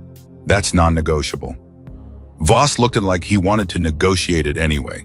He took a moment. Reed could see him taking the moment and then said agreed. Then brief us, she said, both of us, together, right now. It was 0402. Voss sat down and opened the briefing. For the next 40 minutes, Reed and Audrey sat across from each other in the bad fluorescent light of the overnight mess, listening to Major Voss lay out a transfer operation that was considerably more complicated than he had initially suggested. The secondary Black Meridian command element had 4 confirmed members and at least 2 additional unconfirmed. They had demonstrated the ability to move quickly and to adapt the same characteristic that had made the Red Rock Canyon operation so lethal. They had confirmed knowledge of Shenko's extraction, and they had, according to intelligence, developed in the last 6 hours a probable intercept window during the 3rd phase of the transfer route. Reed asked 17 questions. Audrey asked 11. Together, their questions built a picture that was more detailed than the brief itself, the kind of picture that comes from 2 people who see operational risk from different angles, bringing those angles into contact. Voss answered every question without deflecting, which Reed noted and credited. When it was done, Reed looked at Audrey. "What's your read?" he said. She thought for a moment. "The intercept window in Phase 3 is real. The route the brief proposes goes through a choke point that a 4-person element could cover effectively. We need to go around it, which adds 40 minutes to the transfer time. Better 40 minutes than the alternative." He agreed. He looked at Voss. "We route around the Phase 3 choke point. I want Reyes and Caldwell as my team. They're the most functional of my available operators. And I want full communication clearance for the duration of the transfer. No compartmentalization that affects real-time decision-making." Voss nodded. "Agreed. And I want it on record," Reed said, "that this team is operating outside standard post-operation recovery parameters at institutional request. The operational pressure of that request and the decision to accept it belong to this conversation and to your authorization." Voss looked at him for a moment. "Noted," he said. "Good." Reed stood. "Then we have 9 hours before transfer begins. My people need food and rest. Callahan." He paused. She looked at him. "Same applies to you," he said. 4 hours minimum. We don't go into this depleted." She held his gaze for a moment, and he could see her sorting through the variables, the operational logic of what he was saying, the institutional habit of ignoring what her body needed in favor of mission requirements, and something else he was only beginning to be able to read on her face. 4 hours, she agreed. She stood, picked up the file folder in her mug, and went. Voss looked at Reed across the empty table. "You trust her," Voss said. It wasn't quite a question. "I trusted her before I knew what she was capable of," Reed said. "I just didn't know I was doing it. Now I know both things." Voss considered that. "The compartmentalization of her role," Voss said carefully. "I want you to understand that it wasn't designed to undermine mission commanders. It was designed to protect the capability," Reed said. "I understand the argument, but you disagree with it." Reed looked at him. "I think there's a version of protecting a capability that costs too much in other directions." He paused. "She's been doing this for 11 years. In 11 years, 3 mission commanders knew what she was. The rest of them managed her as a support element and then had to reconcile what they thought she was with what she actually did. You know what that reconciliation does to a person? The person being reconciled." Voss was quiet. "It makes them invisible in a way that goes deeper than operational cover," Reed said. "It makes them invisible to themselves, eventually." He let that sit. "I'm not sure that's a cost your institutional design accounted for." He left before Voss could respond because the response he wanted to have would have been too personal for an official conversation at 0445 in a mess hall, and because he had 4 hours to sleep in a transfer operation to prepare for and a team to take care of. "I went to the medical bay first." Pierce was awake. Reed had expected him to be, because Pierce was the kind of person who was awake when there was something to process, and there was plenty. He was sitting up in the bed with his arm immobilized and his face less gray than it had been on the helicopter, which was something. "How is it?" Reed said. "It's there," Pierce said. "That's the best I can tell you right now." He looked at Reed. "Sit down. You look like you've been up all night." "About half the night," Reed said, but he sat. Pierce studied him. "What's happening? I can tell something's happening." Reed gave him the compressed version Shenko, the secondary command element, the transfer operation. He left out the 0345 mess hall conversation because that felt like something that belonged to him and Audrey separately from the operational update. Pierce listened with the focused attention of someone who is injured and therefore cannot act, and therefore makes up for it with complete cognitive presence. "You're going back out," Pierce said when he finished. "In 9 hours. With Reyes and Caldwell. And Callahan." Pierce was quiet for a moment. "Then she's going?" "Her call," she said. "Yes." Pierce looked at his immobilized arm. Something moved across his face that Reed had seen before, the particular expression of a soldier who has been sidelined by injury in a moment that matters. "I should be on that transfer," Pierce said. "You should be in this bed," Reed said. "And you will be. Cap." "Logan." Reed used its first name, which he did rarely, and Pierce heard it for what it was. "You did everything yesterday. You moved when I asked you to move, and you held when I asked you to hold, and you bled on the floor of that facility and kept your head clear the whole time. You don't owe this operation anything more." He paused. "Let someone else carry it for a few hours." Pierce looked at him for a moment. "She'll keep you safe," Pierce said finally. "Callahan, she already did once. She'll do it again." I know, Reed said. He meant it. That was the thing, he meant it in a way that had nothing performative about it. No residual discomfort from the recalibration. No complicated feelings about having been wrong. He had been wrong, and he had looked at the wrongness directly, and he knew what it looked like. And on the other side of that was something clean and simple. He trusted her. He trusted her the way you trust someone after you've seen them do the hardest thing at the hardest moment and not fail. He left Pierce and went to find Reyes. She was in her bunk awake, which didn't surprise him. He knocked on the door frame and she looked up. Transfer operation, he said. 9 hours, you and Caldwell. She sat up immediately. And Callahan. Reyes nodded slowly. She agreed to go back out. She did. Reyes was quiet for a moment and Reed could see her working through something. What he said, I keep thinking about what she said on the helicopter, Reyes said. About the quiet being the hard part. She paused. We're about to give her more noise. I know. Is that, Reyes stopped herself. Is that fair? Reed said, finishing it. Yeah. I thought about the mess hall, the closed file, the mug of bad coffee, the way she had said yes to the operation in a room with Major Voss in a way that established the one piece she could establish as hers. Not because she wanted to go, because she was the person who understood both Schenko and the threat to him better than anyone else in the facility, and she knew it, and she had made the same calculations she'd probably made dozens of times in 11 years. She's not going because it's convenient for the institution, Reed said. She's going because she's the best person to make sure Schenko arrives where he needs to arrive with what he's carrying. She's going because the mission matters, and she's the one who can best protect it. He paused. Same reason she went up those stairs yesterday. Reyes held his gaze. And when it's over, Reed said, she gets a real answer on whether the invisibility stays or changes from the people who have the authority to change it. He paused. I'm going to push for that. Hard. Reyes looked at him for a long moment. You like her, she said. It wasn't romantic, and she didn't mean it that way, and they both knew it. She meant something more fundamental than that. She meant the specific kind of liking that is actually respect that has been earned through fire. The kind that changes how you see someone permanently. I underestimated her on day one, Reed said. I'm not planning to make that mistake twice. Reyes nodded. Good, neither am I. He let her sleep and went back to his own bunk and was out in under 3 minutes this time, which was its own kind of statement about where his mind had landed. He woke at 08:20 to Caldwell's knock and the particular morning quality of a bass preparing for something. Not loud, not urgent, but with that specific density of purpose that Reed had learned to read over 11 years the way some people read weather. He dressed and went to the briefing room. Reyes was already there, Caldwell. 2 intelligence officers he recognized from the overnight.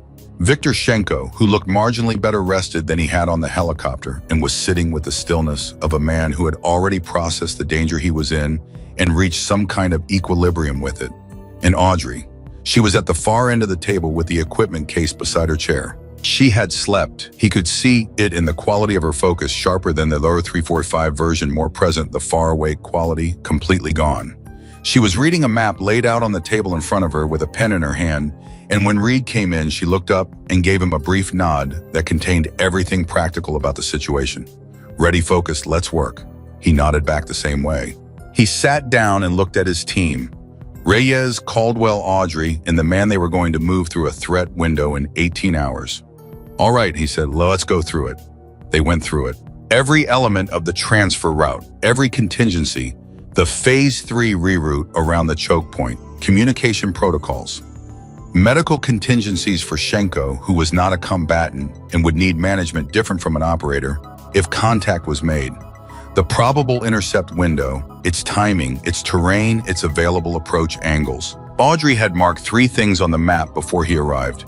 When he got to those sections of the brief, he found she had already identified the same concerns he was going to raise and had already proposed the same solutions. And he looked at her, Marks, and then at her, and she was looking back at him with the focused practicality of someone who had done the prep work, because that was what you did. You were up early, he said. I was always going to go, she said. I did the work while I was deciding. Shenko, who had been listening to the planning with the attentiveness of a man whose survival depended on it, looked at Audrey and then at Reed and said quietly in his careful English, "She is the reason I trusted the operation enough to sit down in that desert." Reed looked at him. "What?" "4 months ago," Shenko said, "when they first made contact with me. When they told me how the extraction would work." He paused. "They told me there would be a woman. They told me what she carried. They told me that when the operation happened, she would be the one who made it safe." His eyes moved to Audrey. They were right. Audrey met Shenko's gaze and something passed between them that Reed recognized as the particular connection of two people who had been in proximity to the same danger from different sides. "You waited a long time," she said. "Yes," Shenko said. "It was." He stopped. "Very long." "I know," she said. "I know it was." The room was quiet for a moment. Then Reed put his hand on the map and said, "Transfer begins at 1800. We have 9 hours. I want everyone rested, prepped, and fully loaded by 1700. He looked at each of them in turn, Reyes, Caldwell, Shenko, Audrey. "Questions? None." "Then let's be ready," he said. He said it to the room, but he looked at Audrey when he said it. She was already looking back at him, the equipment case on the floor beside her chair, her pen still in her hand, the map marked with the 3 things she'd already figured out. Ready. She had been ready before any of them knew this was coming. That Reed thought was the truest thing about her. And somewhere in the institutional architecture above all of them, in the offices where decisions were made about who knew what and when and why, something was going to have to change. It was going to make certain of it. The transfer began at 1800 exactly. 3 vehicles, low-profile civilian models. Nothing that broadcast federal operation to anyone watching the road. Shenko rode in the middle vehicle with Caldwell and one of the intelligence officers. Reyes drove the lead vehicle. Reed rode in the rear with Audrey, both of them watching the angles that the vehicles ahead couldn't watch. The equipment case was between Audrey's feet. Nobody talked for the first 20 minutes. The radio stayed quiet, comms were tight channel earpiece only, and there was nothing to report because nothing had happened yet. Reed watched the road behind them and the vehicles around them, and the way the light was changing as they moved further from the base and deeper into the kind of terrain that swallowed things. At minute 23, Audrey said, "They're already tracking us." Reed looked at her. "Where?" "Blue sit-in, 4 cars back. It's been with us since the first turn." She paused. "They picked us up at the gate." Reed felt the cold, specific clarity of a threat that is confirmed moving into the calculation. "How confident?" He said. 90%.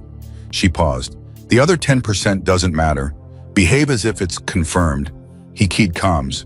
"Reyes, we have a potential tail.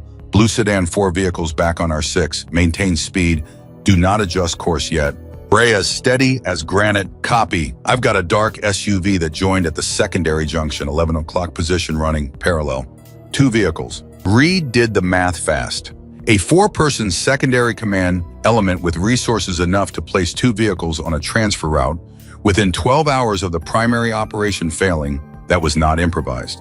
That was contingency planning built in advance, which meant Black Meridian had expected that if their primary operation failed, Shenko would be transferred within a specific window, and they had assets pre-positioned to respond to exactly that.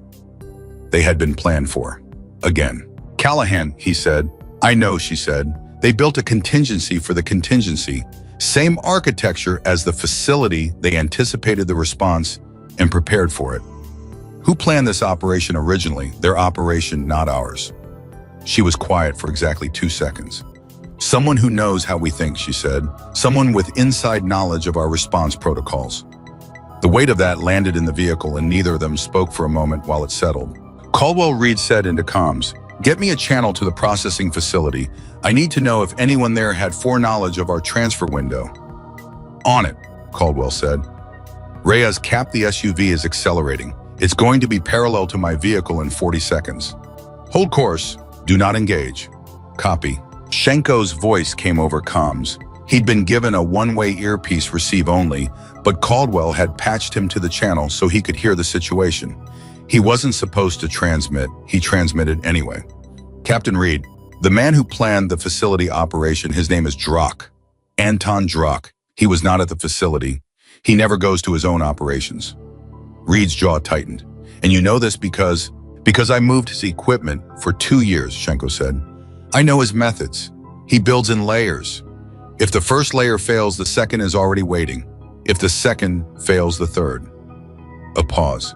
He will not stop until I am recovered or eliminated. Drock wasn't in our intelligence package, Reed said.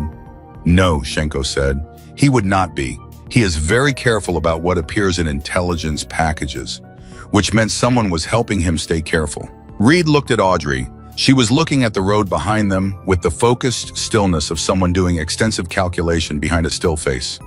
You know the name, he said. It wasn't a question. She turned to look at him, and what was on her face was not surprise.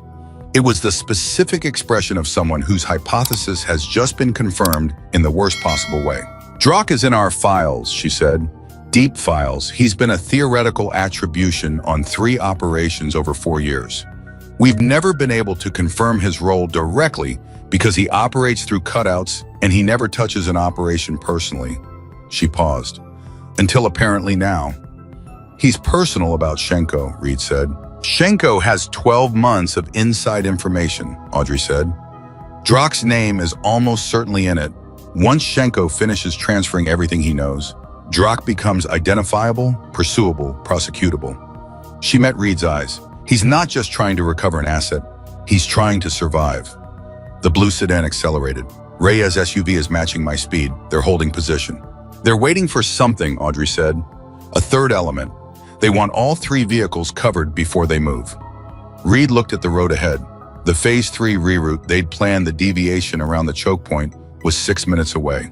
If a third element was coming, it would come at the choke point. They'd reroute it around, and when they didn't arrive there, Drock's vehicles would improvise. We need to move before they're set, Reed said. Yes, Audrey said. Options. She didn't hesitate. Separate. The middle vehicle takes an unplanned deviation, not our reroute, something completely off pattern, somewhere they can't have pre-positioned. The lead and rear vehicles draw the tail in the SUV. She paused. Shenko and Caldwell disappear. We become the visible target. That puts 2 vehicles against 2 unknown contacts, Reed said, without knowing their numbers. It puts Shenko in a vehicle they don't know to follow, she said, which is the only thing that matters. He looked at her for a half second. She was right. She was completely right, and they both knew it, and the only question was whether he could execute it before the third element arrived. Caldwell, Reed said, on my mark, you deviate from the planned route. Take the Presco Junction, go north, stay north. Do not use the planned route at all. No comms after you deviate, radio silence until you reach the facility. Acknowledge, Caldwell. Acknowledged. Ready. Reyes, Reed said.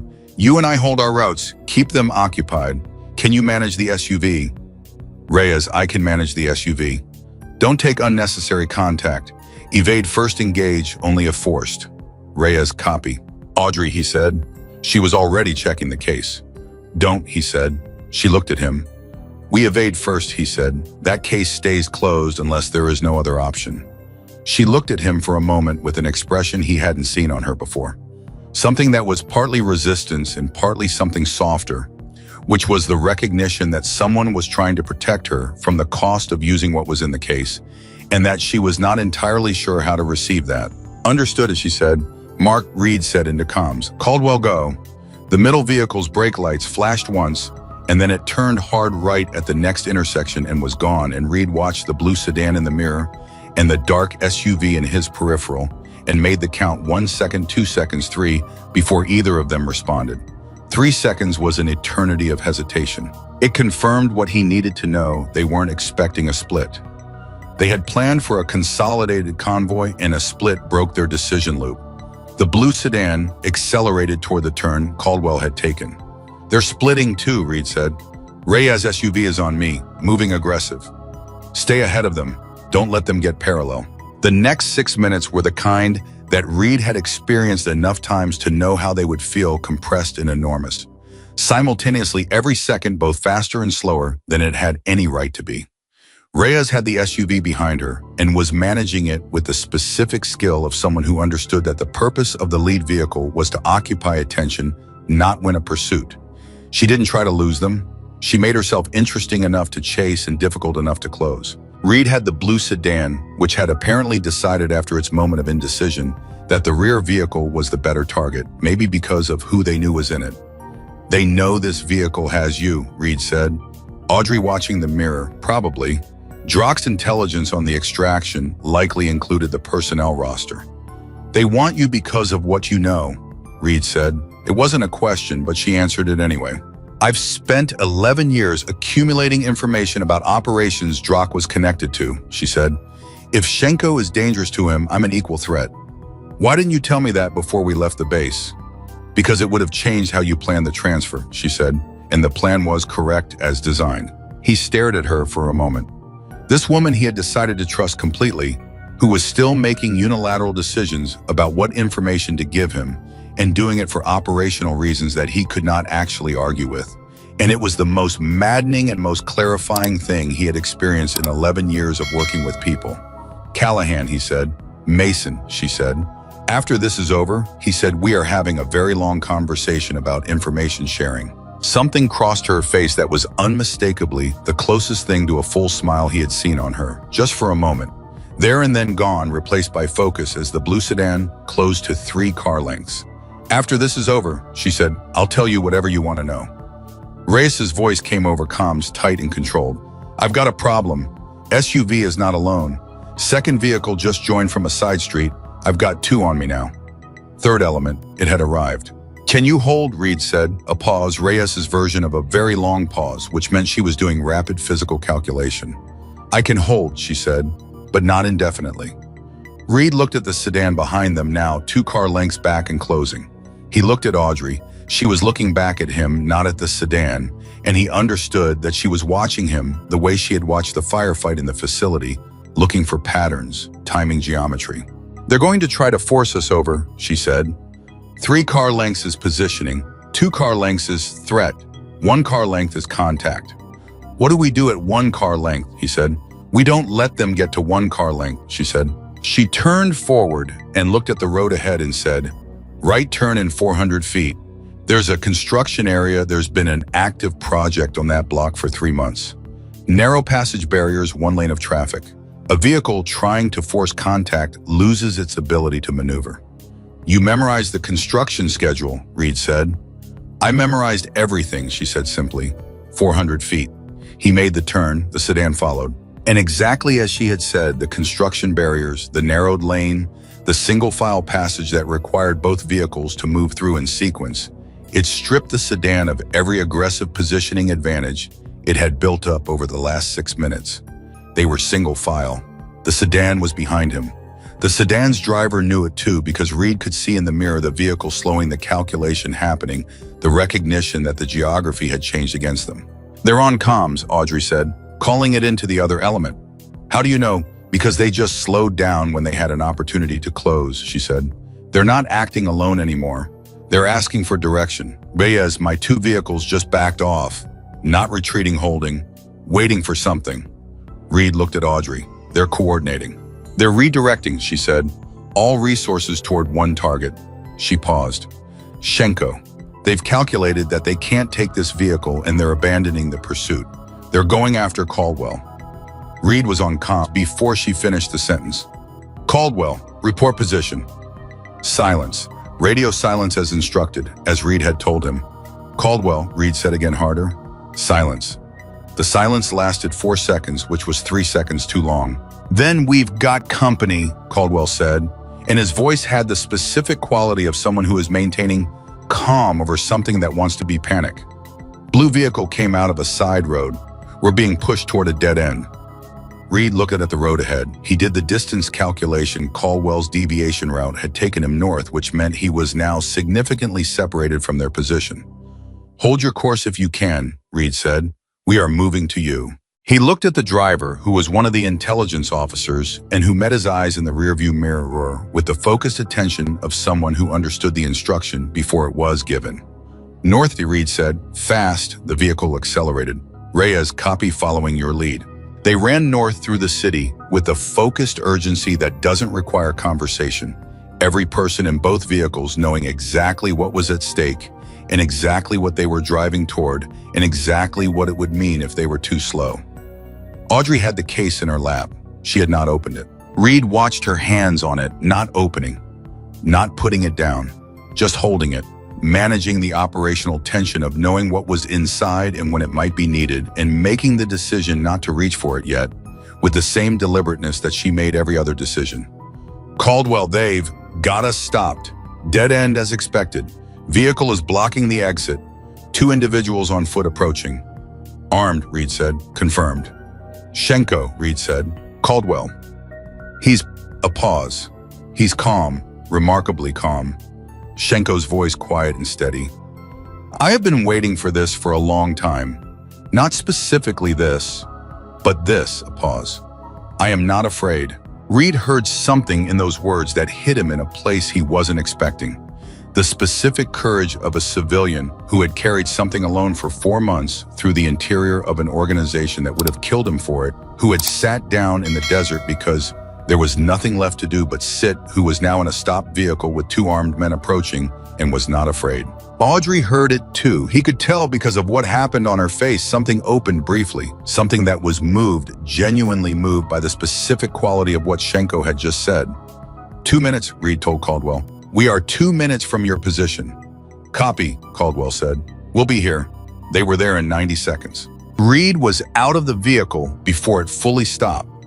Reyes's vehicle arriving 6 seconds behind, and the situation that Caldwell had described resolved itself visually in an instant. The dead end, the blocking vehicle, 2 armed men who had been advancing toward Caldwell's stopped car, and who now froze at the sight of 2 additional vehicles and 4 additional people emerging with focused and unambiguous purpose. Trained fighters freeze for 1 second when their calculation is wrong. 1 second. Reed moved into that second with 11 years of practice, and Reyes was beside him doing the same, and what followed was not a firefight, because it never had to become one. 2 men whose operational calculation had just collapsed, who had expected a stopped vehicle, and a civilian and a single comms operator facing instead a response that had arrived from nowhere in 90 seconds. They made a decision, the same decision the man in the desert had made. They stood down. Reed had them secured in 40 seconds, which was the kind of efficient that comes from doing hard things correctly for a long time.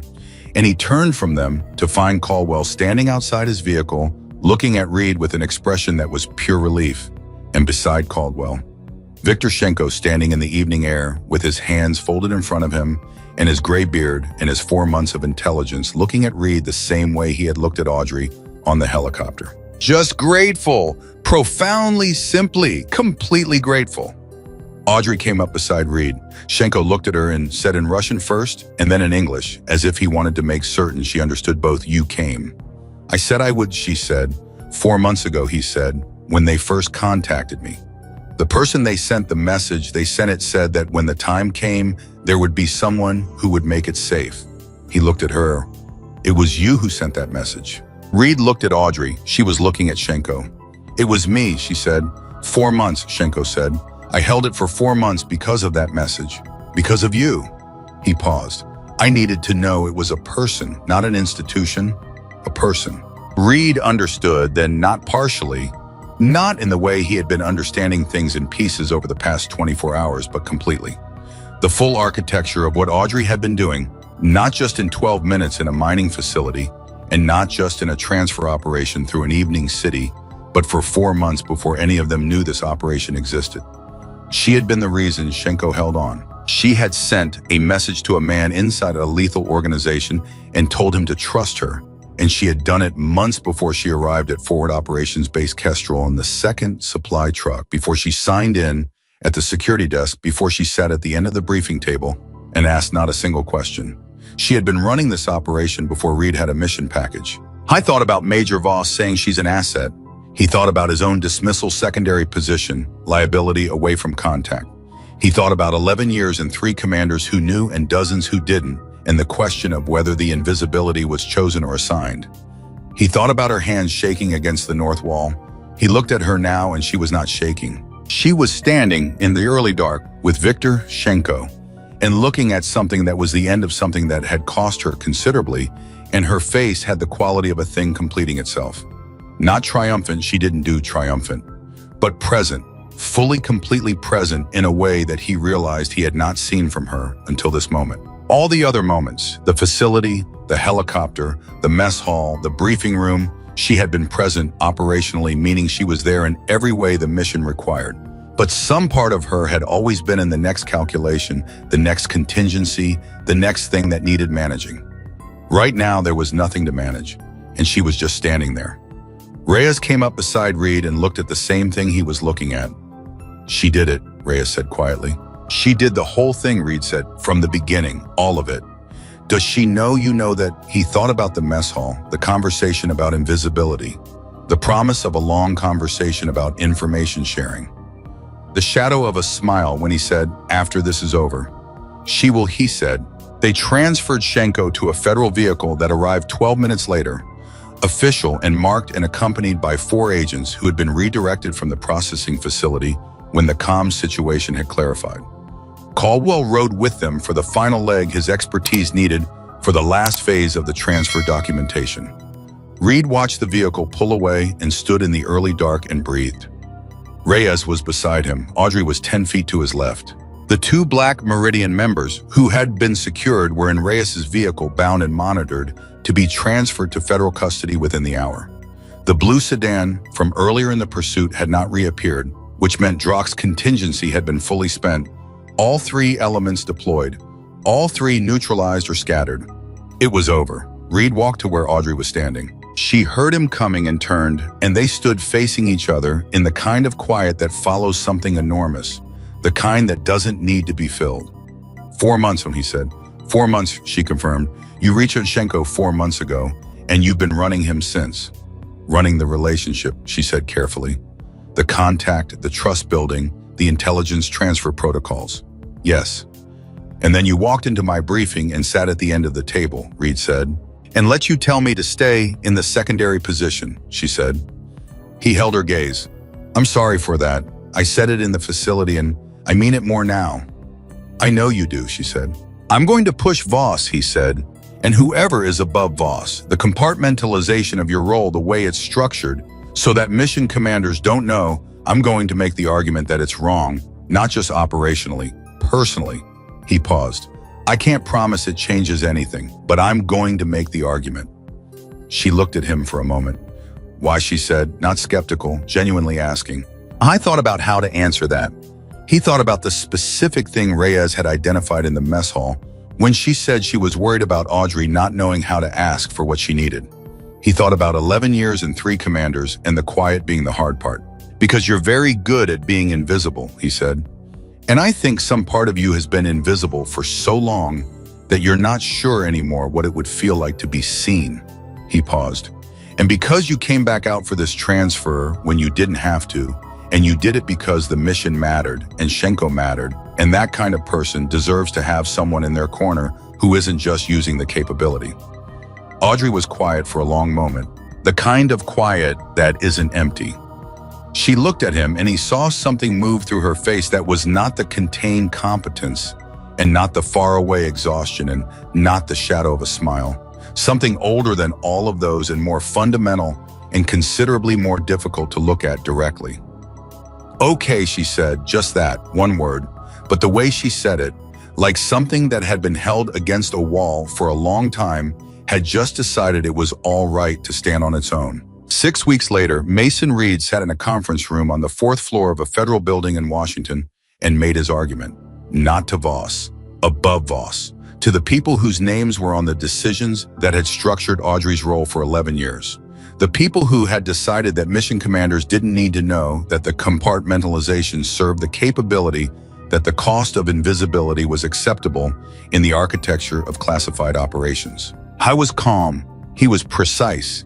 He used 11 years of mission experience and the specific evidence of what had happened at Red Rock Canyon, and the specific evidence of what had happened on the transfer, the near miss, the contingency that had almost worked the decision loop that had been broken not by institutional structure, but by 2 people who had built sufficient trust in the preceding 24 hours to make the right call in 90 seconds. Unmad the argument that the compartmentalization was producing operational risk. He also made the other argument, the one that wasn't about operations, He said that a person who had spent 11 years keeping everyone else alive while remaining categorically invisible to the people she was keeping alive had earned the right to be known for what she was, not as an institutional capability. As a soldier, he said it plainly, without decoration, the way you say things that are true. There was a long silence in the room when he finished. Then the senior officer at the table, a woman Reed had spoken with twice in his career and had found both times to be exactly as direct as her reputation suggested, looked at him and said, "What outcome are you proposing?" "Disclosure," he said. "Standard mission commander briefing, full capability disclosure at assignment. The cover remains for external observation, but internally the people working alongside her know who she is." Another silence. "That's a significant structural change," this senior officer said. "It's a correction," Reed said. The silence after that was different from the ones before it. Shorter, more decided. "We'll review it," she said. He knew from the way she said it that review meant something in that room that it didn't always mean. He nodded and stood and left. 3 days later, Audrey called him. Not a message, an actual call, voice only, which he picked up on the second ring. "They told me," she said. "What did they tell you?" "That future assignments will include full disclosure to mission commanders." A pause. "They said a recommendation from a captain with 11 years of tactical operations experience and a specific incident report was a significant factor." "Was it what you wanted?" he said. A pause, longer than her usual pauses.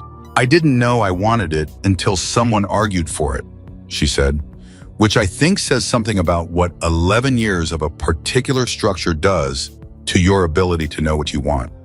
"Yeah," he said, "I think it does." "Thank you," she said. "I thought about the mining facility."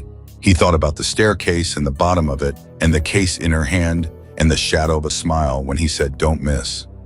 He thought about a woman who had been keeping people alive from invisible positions for 11 years and had done it without complaint and without recognition and with shaking hands that she didn't want anyone to see. "You don't owe me a thank you," he said. "You owe me that long conversation about information sharing.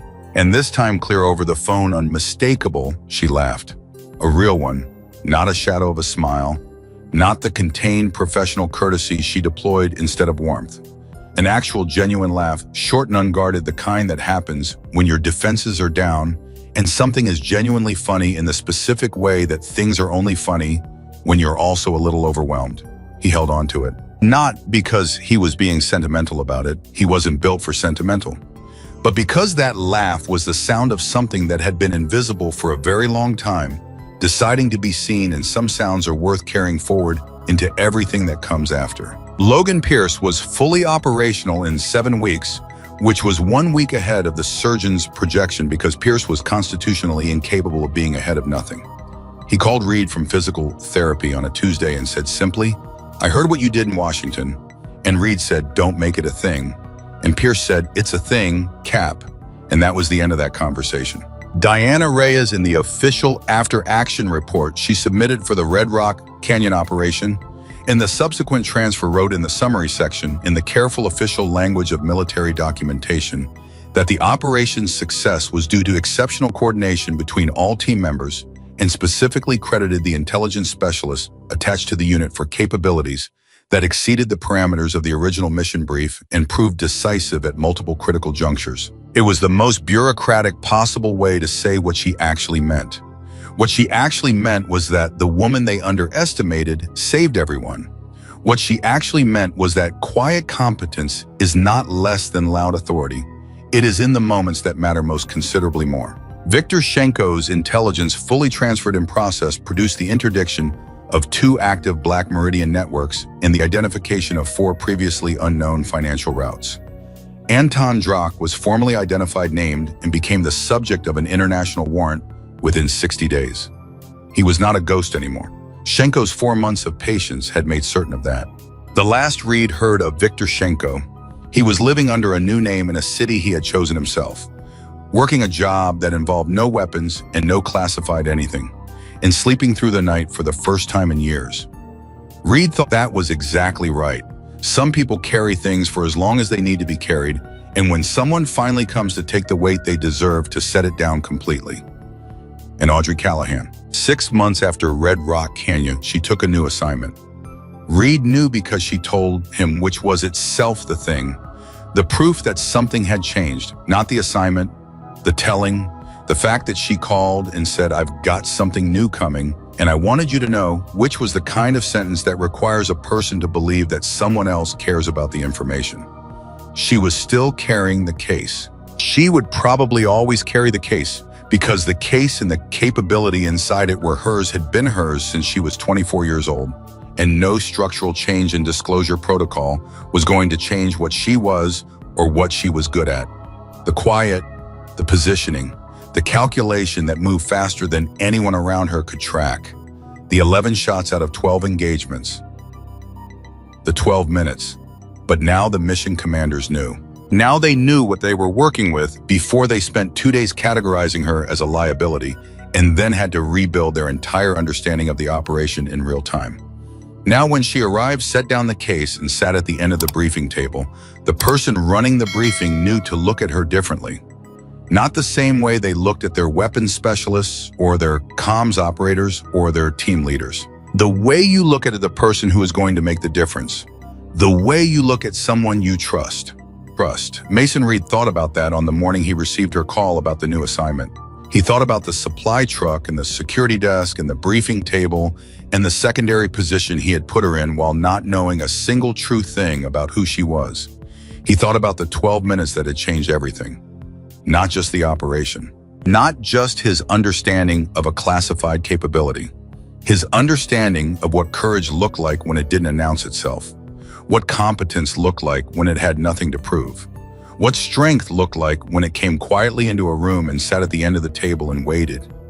And waited and waited, and then when the moment came was exactly what it had always been. Enough, more than enough. The kind of soldier who made the difference that nobody forgot, even when they only understood it afterward, and who went on making that difference not because anyone was watching, but because the work was worth doing and the people beside her were worth protecting. That was Audrey Callahan. That was who she had always been. And from the moment Mason Reed finally saw it clearly, he never looked at a quiet room the same way again.